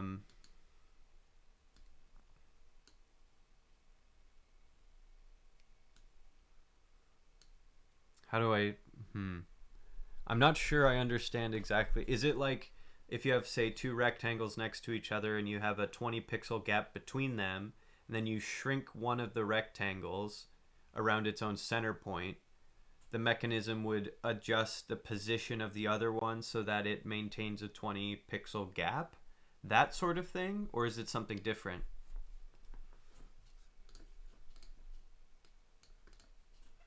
Or is it something like if I have a rectangle and I instantiated it with an aspect ratio of 1 to 2, if I scale up only one of the dimensions, it automatically scales up the other one to maintain the aspect ratio? Is it an aspect ratio thing or a layout thing or kind of a combo of those things? Because that's interesting. In terms of layout stuff, I've been recognizing when I'm working on my own library, I want more powerful layout tools. So that's something I've been thinking about. As for proportion, I might just be not understanding exactly what you mean by that, but it sounds complicated, but like in a good way. Like in a, oh yeah, that would maybe make sense to do.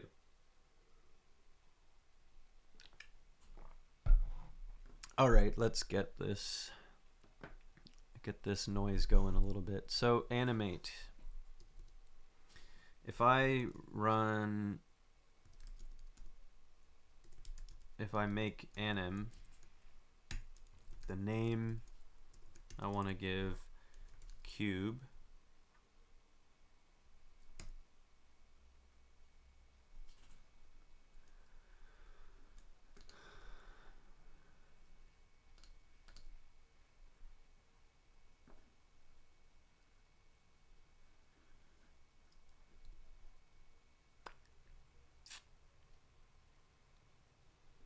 Why didn't I copy that? So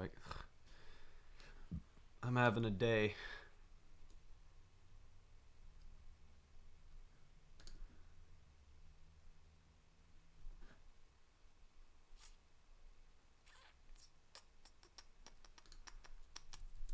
There, okay. Cube.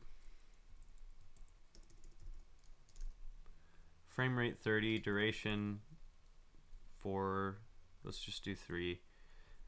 Graphics function is a function of t. Oh, so I have labels that need to be a certain percent of the labeled item. For instance, a timeline. Ah, okay, so it's related to text.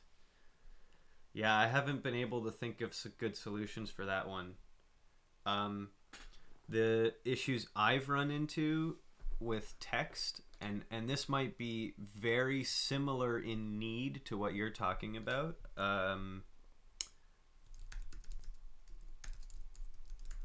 Came up when I wanted to do dimension labels on drawings. So for example, see here, this the arrows and the lines, the leader lines, are fairly, could also be a marker, not restricted to text. No, okay, true enough. That makes sense. Yeah, so take this dimension as an example here. It's easy enough to line up the arrows and the leader lines to whatever edge you want to dimension, right? You can even put the text. You can mark it, or you can set its anchor point to the middle of the text, so it automatically calculates its own midpoint. But the text itself could be dynamic in length if you change the dimension as you're drawing, right? If I double this to, or if I put it to some fractional value, it might be 4.375 instead of just 4.00. And so the total number of characters has changed on that text. And then to draw the arrow correctly without it going behind or over the text itself, you need to know that pixel width of the text after, but you might not know it at the right render time, and it all, I haven't found a good solution to that yet. So the proportion of this arrow and the text and this arrow are all linked, they're all dependent, but they're dynamic in the context of the whole. I don't know if that's the same at all. Either way, I don't have a solution to those things yet, but I've been thinking about that kind of stuff quite a bit, because what you want is things to be as close to automatic as possible while still letting you move things when you need to, and that can be a pain. But I'll keep thinking about this stuff, and if I get good solutions, I'll keep showing that stuff until people are happy with the stuff that I've worked on. That's the goal, long term anyway. But I'm just a dude trying to write my own little tools, so you know, take that for what it's worth, right? So here, what I actually want to do is just rotate 0, 0. Let's do times t.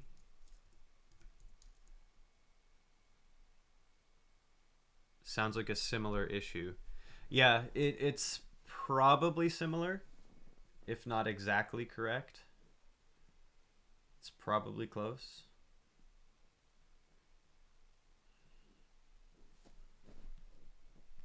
Yeah, unfortunately, I don't have a, oh, this is exactly what you do answer to that, because I think there's actually a few different ways to tackle that kind of a problem. It's also tricky in general, right? Because I never quite know how many automatic choices should be kind of baked into the code itself, you know? Like,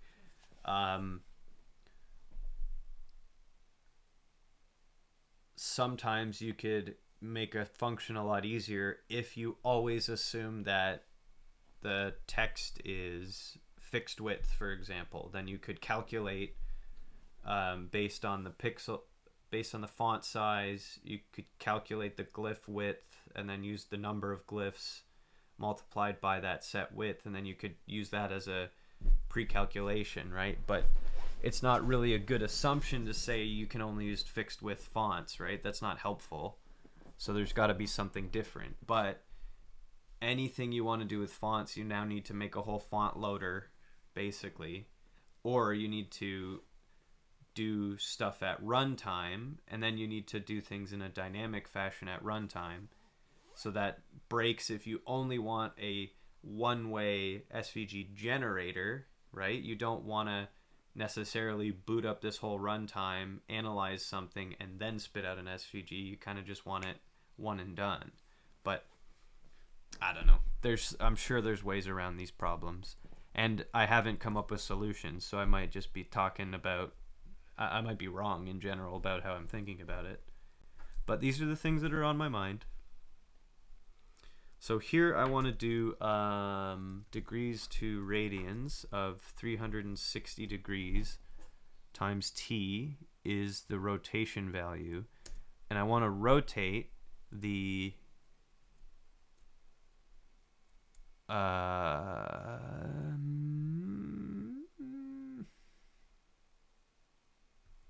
well, let's just do this. I'll just do cube 50, 60, 70. Let's just do 70, 70, 70 for simplicity. Okay, so that is valid, except, of course, that it doesn't, that won't create a PNG. What I need to do is,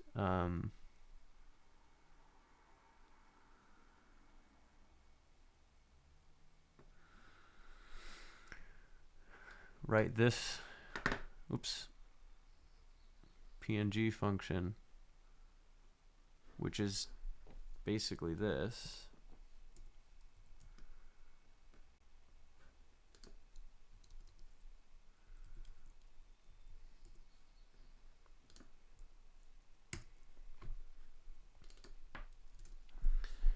I need to really offline clean up my scripts here. When I write these scripts, I just write them like, let's just get to something working. So I end up with inconsistent calling conventions, bad naming, function naming, sometimes even bad design of the flow of the script itself. But it's my own scripting thing, so I kind of let it be a little bit messy, but then I just I boil over into a this is too messy feeling and then try to fix it up as I go. But sometimes it takes time to do that. But instead of actually taking a file name in here, I want to take in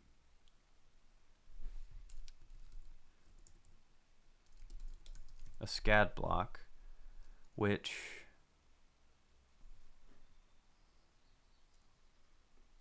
let me think about this for a second. Yeah, okay, fname SCAD block. Yeah, that makes some sense to me. Okay, fname. That's all good there. I don't need to do this.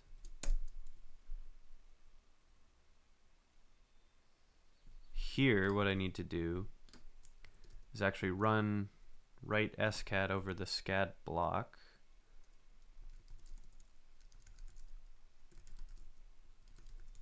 Like that. So that's a string now.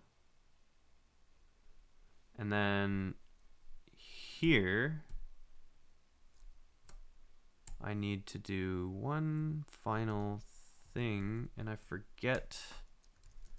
I think it looks like this. If I do in, I don't need the do either. I shouldn't.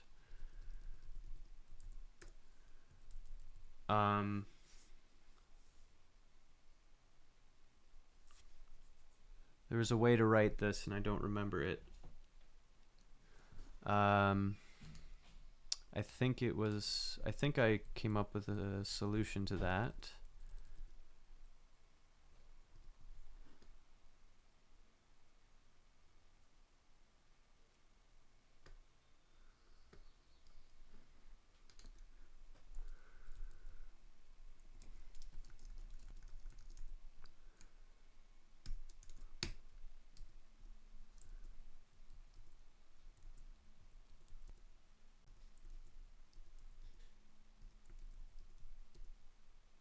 No, that's not what I want.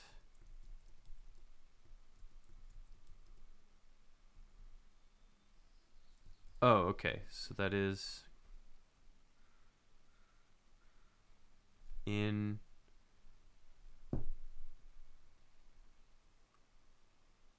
Yeah, okay, this is perfect. So I can just pass in a string.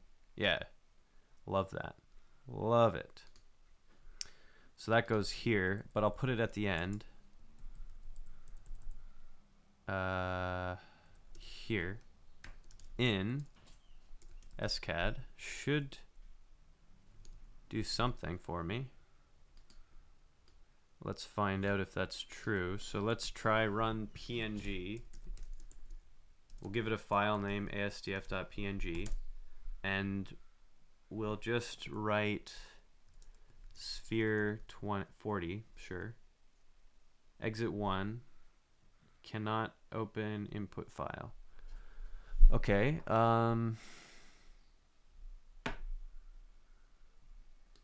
oh yes, this has to be dev standard in, and now this should work. But here, the out is actually going to be just fname directly. File name.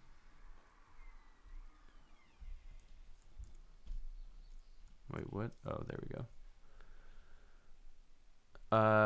So with that, arguably don't need this. Let's try that one more time.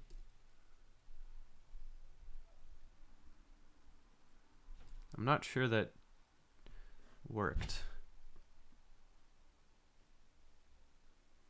Is there a way to upload an image? Can show you what I mean with a visual from our system.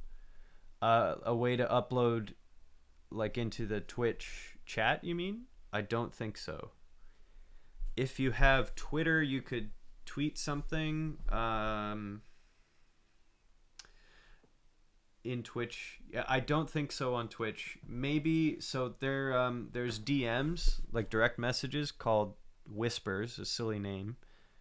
But if you're on desktop, if you go top right near your avatar icon, there's a Whispers button, and you can look up my name, and I think you can attach images to DMs.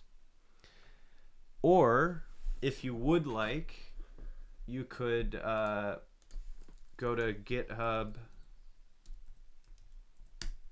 You could go to my SVG CLJ library if you'd like, no pressure. And you could pull an issue. You could create an issue and upload an image there and give a bit of background if you would like. I don't believe you can upload images into the Twitch chat. So, you know, those are the options that come to my mind for relatively effective communication.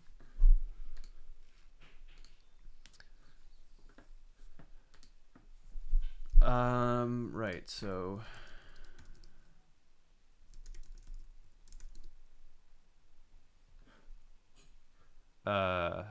it made a file, but it didn't do anything.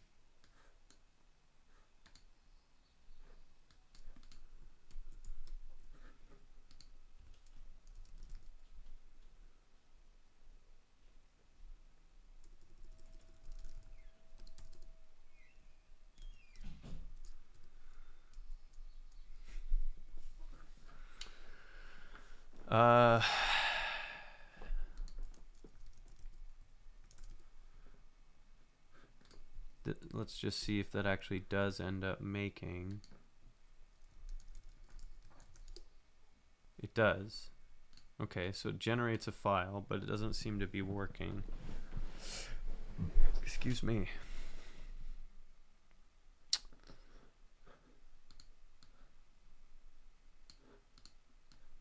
I wonder why.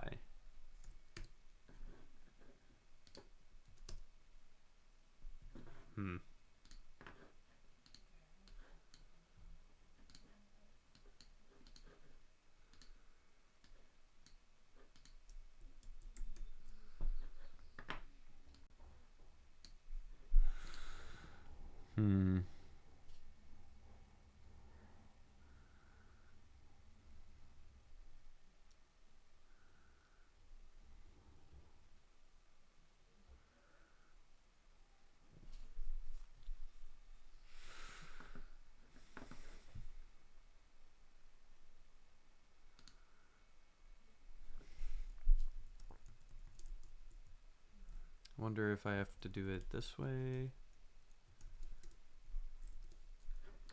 It's kind of working. Oh.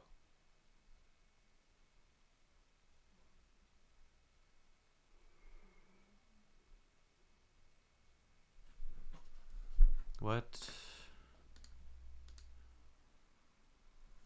Oh, wait, maybe I have to do this. Also, that.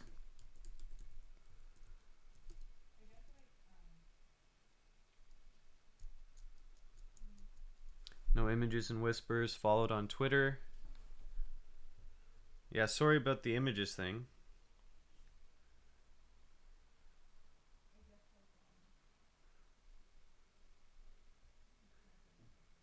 Mac, do you mind if I use your real name? I see a new follow. I'm gonna assume that's you. If you don't want me to use your name directly, that's no problem. Just let me know.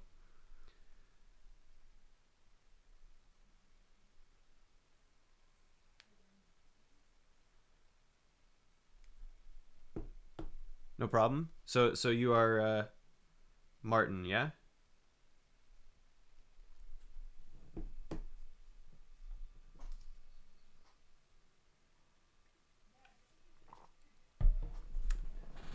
Yeah. Okay.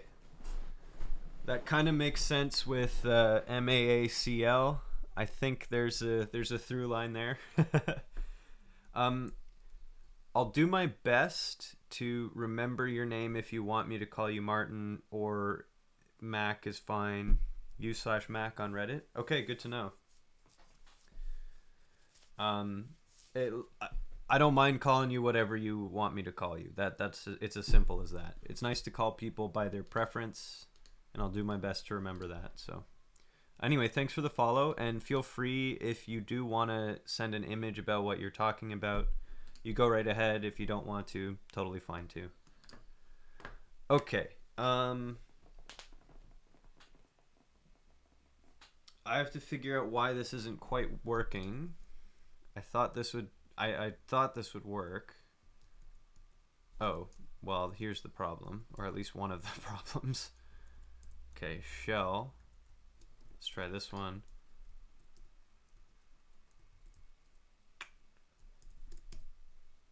There we go.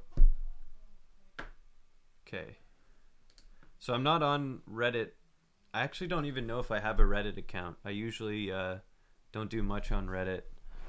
But if it's a pretty good place to connect with the Clojure community, maybe I should. I don't know.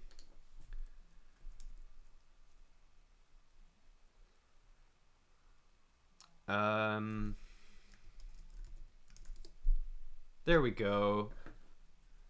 Okay, that's good. So my PNG generation is working. So that should, I think, make this animate thing actually just work. Famous last words, right? Let's do a frame rate of 10 to keep it super low and just give this a try nice and quick. Oop.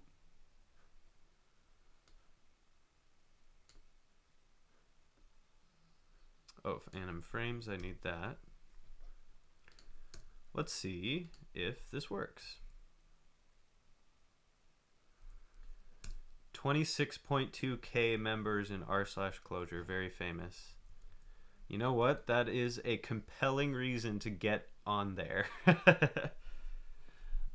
You know what? I think I'm gonna have to make an account there, huh?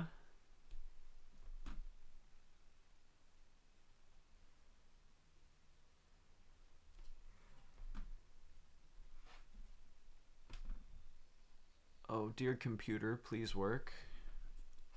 I'm trying to multitask here, and it's not working. That's okay. Can't DM me on Twitter? That's weird. Oh, maybe I have to follow you back? Let's see.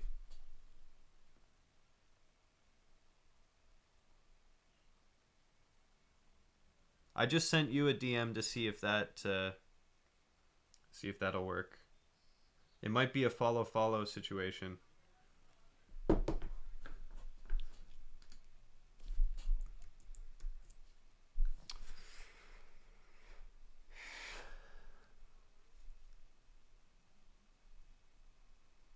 Where was I? Oh yes, trying to animate. All right, so let's do animate cube anim and see if it actually does something. It might not. Works now.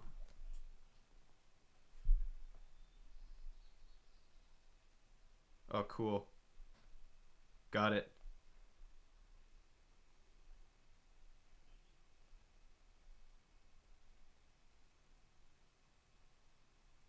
Driftstide.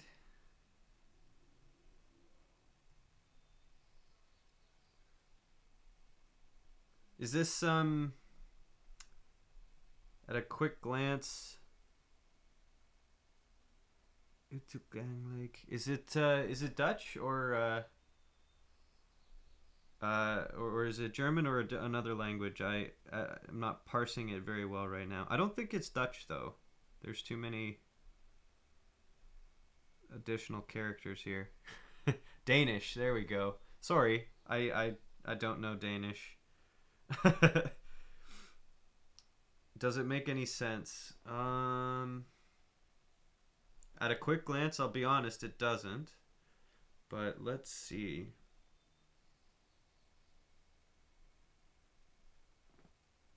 No worries.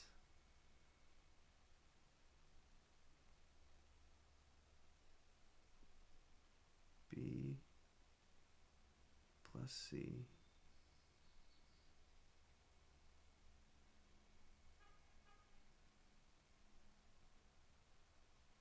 I'm trying to parse this. It's interval math. Oh, okay. I'm picking up what you're putting down here. I'm gonna put this down for the time being. I'm gonna have a closer look at that one later. That's fascinating to me. Maybe there's some good solutions we can come up with for the proportion stuff you're talking about. That'd be really cool. Oh man. All right, so sure thing. Cool stuff.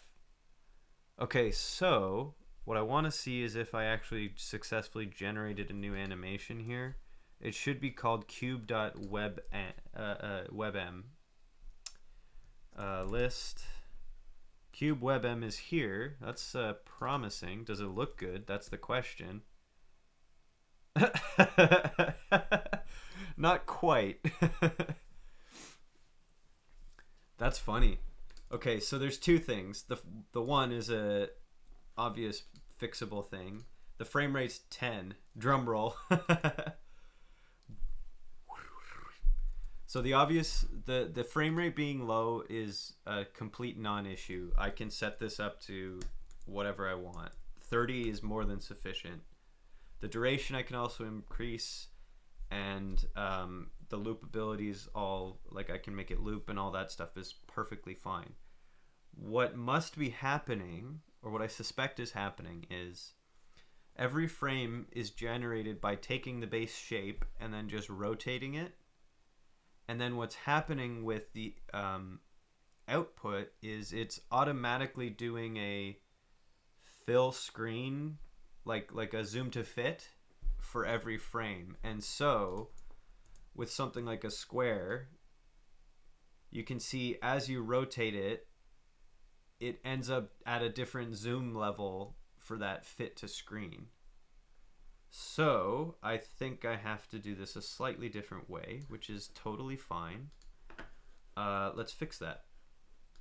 Let's fix that, figure that out, and once that's working, I'm going to probably go for the day. I'm already here longer than I thought I would be, but that is actually okay. So I'm pretty sure to fix this, what I can do is work somehow with something like this. So there's a camera argument that I can pass into the OpenSCAD thing here. So if I do camera, I should be able to compile a static view position of the camera, which does technically introduce other issues that I now manually have to calculate the position based on the shape input, but I'll take things one step at a time here. So the camera,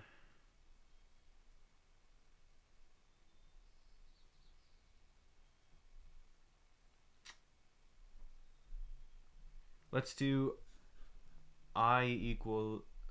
let's do camera. I don't know what the proper format for I'm not sure what the input is supposed to be, so let's figure that out. So let's do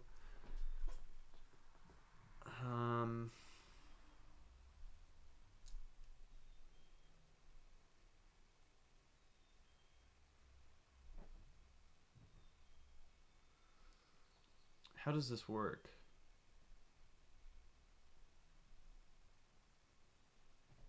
I wonder if it's like this. I'm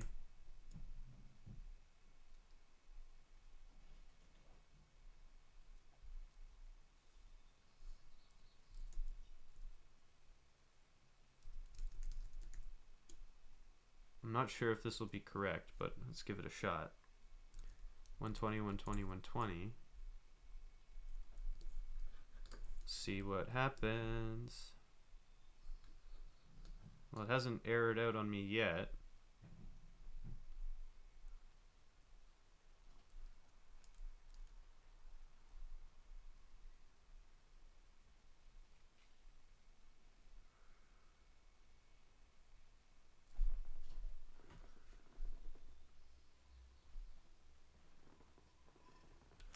That's promising. It worked, it's just at the wrong position. That's cool. All right, let's do one more little, give it another little go here. So it's, I don't know, what's probably good here? 400?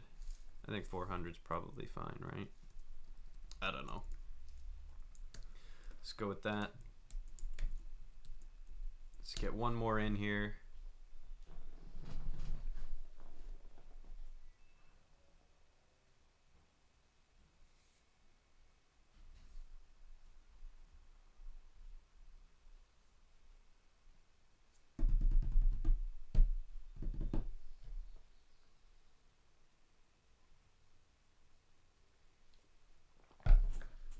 All right, refresh. What? Clearly I've done something wrong. I thought,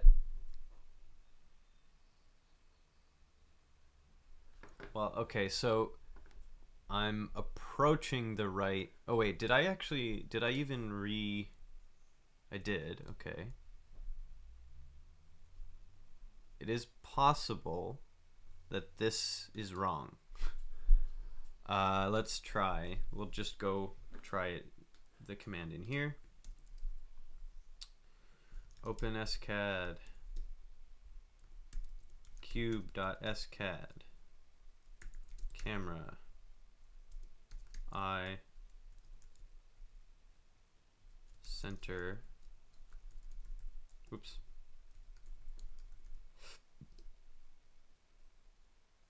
Camera setup requires numbers as parameters.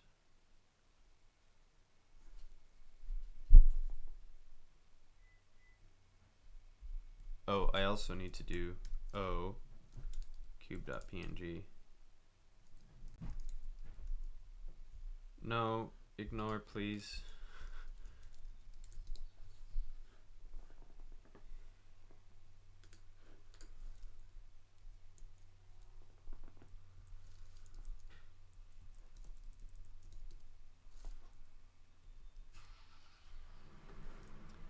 I might also just be editing the wrong numbers. I'm just confused. Maybe center is supposed to be 0.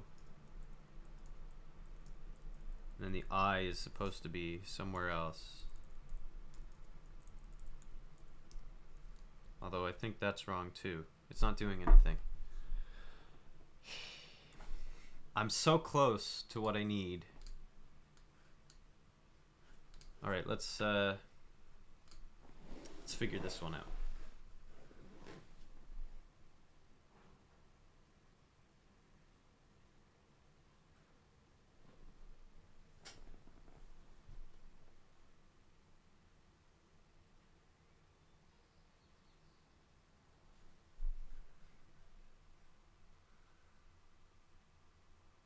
Oh, maybe I could maybe do something like this. Camera translate. Let's try something like this.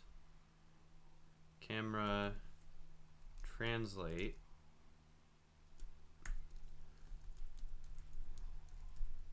And then auto center.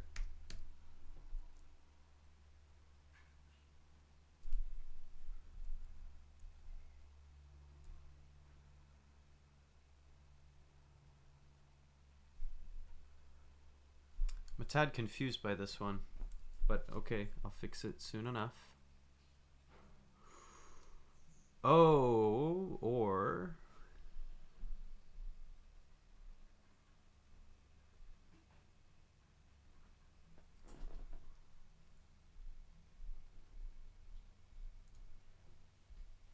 I don't know.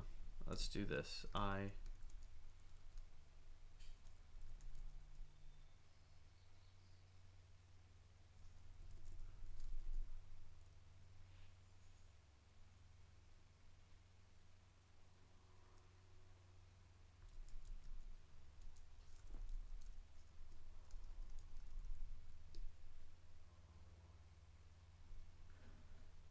Wrong thing.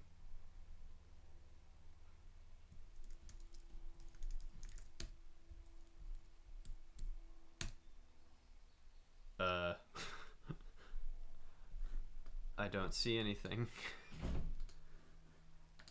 Ugh, why does it keep doing that? I don't want that.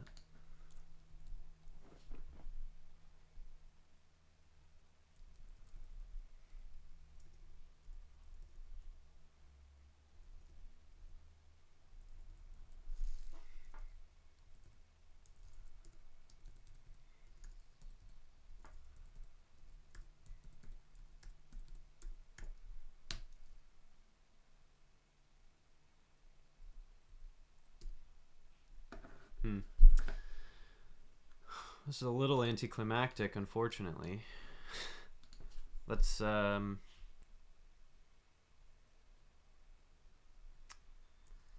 try.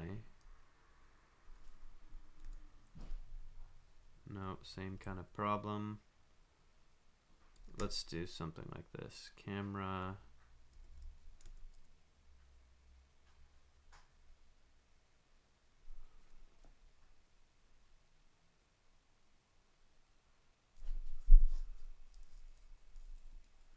Oh, maybe.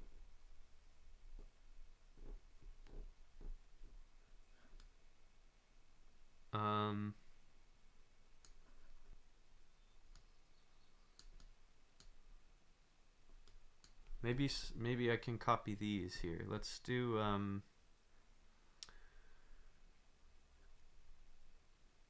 reset view.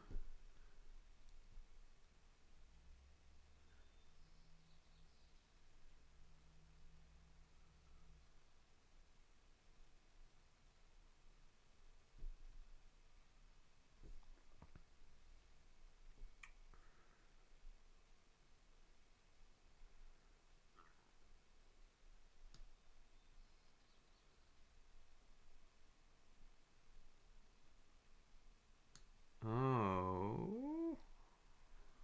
So if I try to zoom, if I try to get this close to.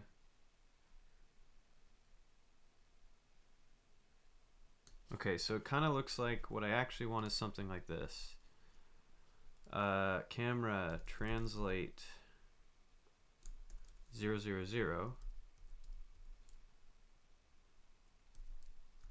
Rotate 55 0 25. And the distance, let's do 450. Now let's try open that. Ugh, that's still not what I want. It's still not right. What?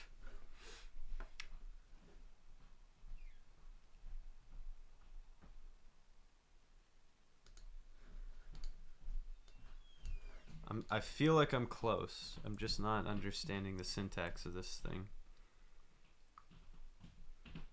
What if I try something like this? Just numbers. Hey, there it is. Okay. Man, that's weird. Okay, so let's hard code that in here for now. And then run the animation one more time and then call it a day. So to do this, I just need to fix this up. So 0, 0, 0, 55, 0, 25. And then the distance we'll do 450. Okay, let's give that a shot. Fingers crossed. Last little bit to go.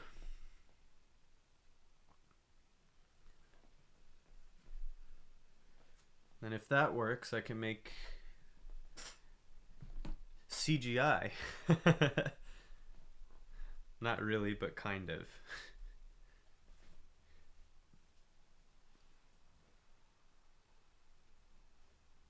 Let's see here. All right, what is this gonna look like? Yeah. I love it. That's exactly what I wanted. All right, let's I'm gonna wind it down, but let's do one more thing here. Let's do like a 5-second thing. Let's frame rate at 60. This is gonna go slow. It's gonna take a while to animate it, but let's animate it and see what's up. Hopefully it looks pretty good.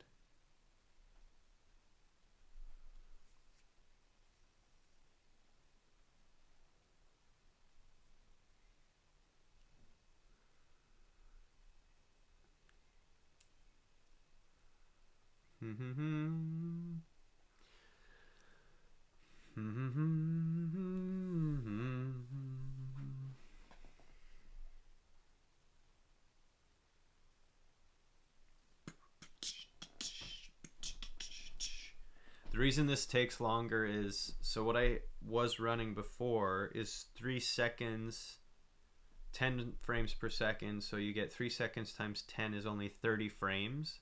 But now I'm doing a 5-second clip at 60 frames per second, and so that's 120 frames. So it's 4 times as many images to generate.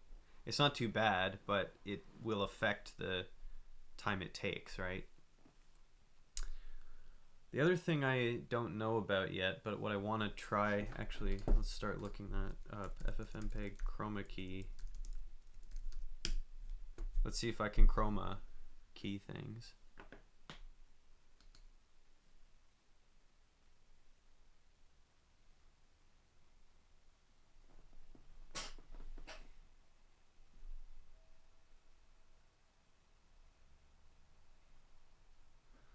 Wow, Ffmpeg even has color key stuff. That's amazing. Ffmpeg is like a magical program. I love Ffmpeg.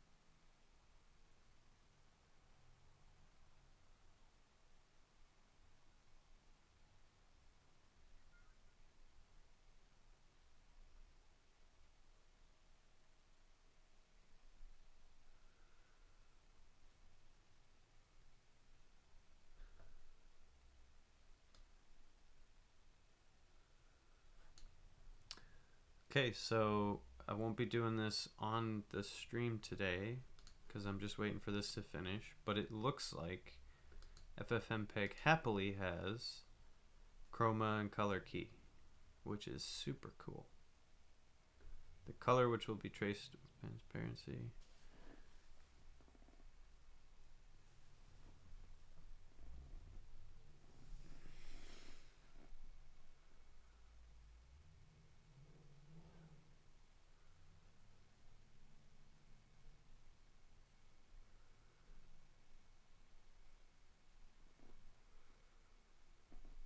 This is gonna be awesome, I think. I think / hope.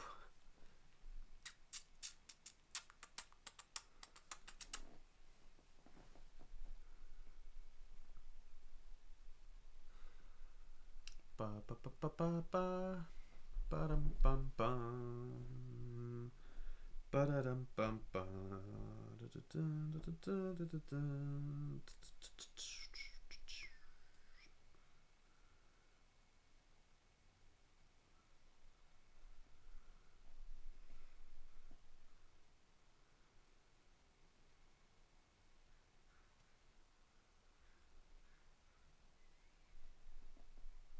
Oh, okay. Exited successfully. Let's see how smooth. There you go. That's smooth 60 FPS. See, I'm happy with that. And since this is a nice solid background color, chroma keying that out of there should be nice and easy as well. Oh, I am pleased with this. All right. I'm going to call that a successful day, to be honest. I'm pretty happy with how things are going. Save this file. Make sure things are good to go. And that's going to be it for me. Thank you, Martin, for tuning in and chatting for a bit. I appreciate that. Thanks other people for watching. Whoever was watching or might be watching after the fact.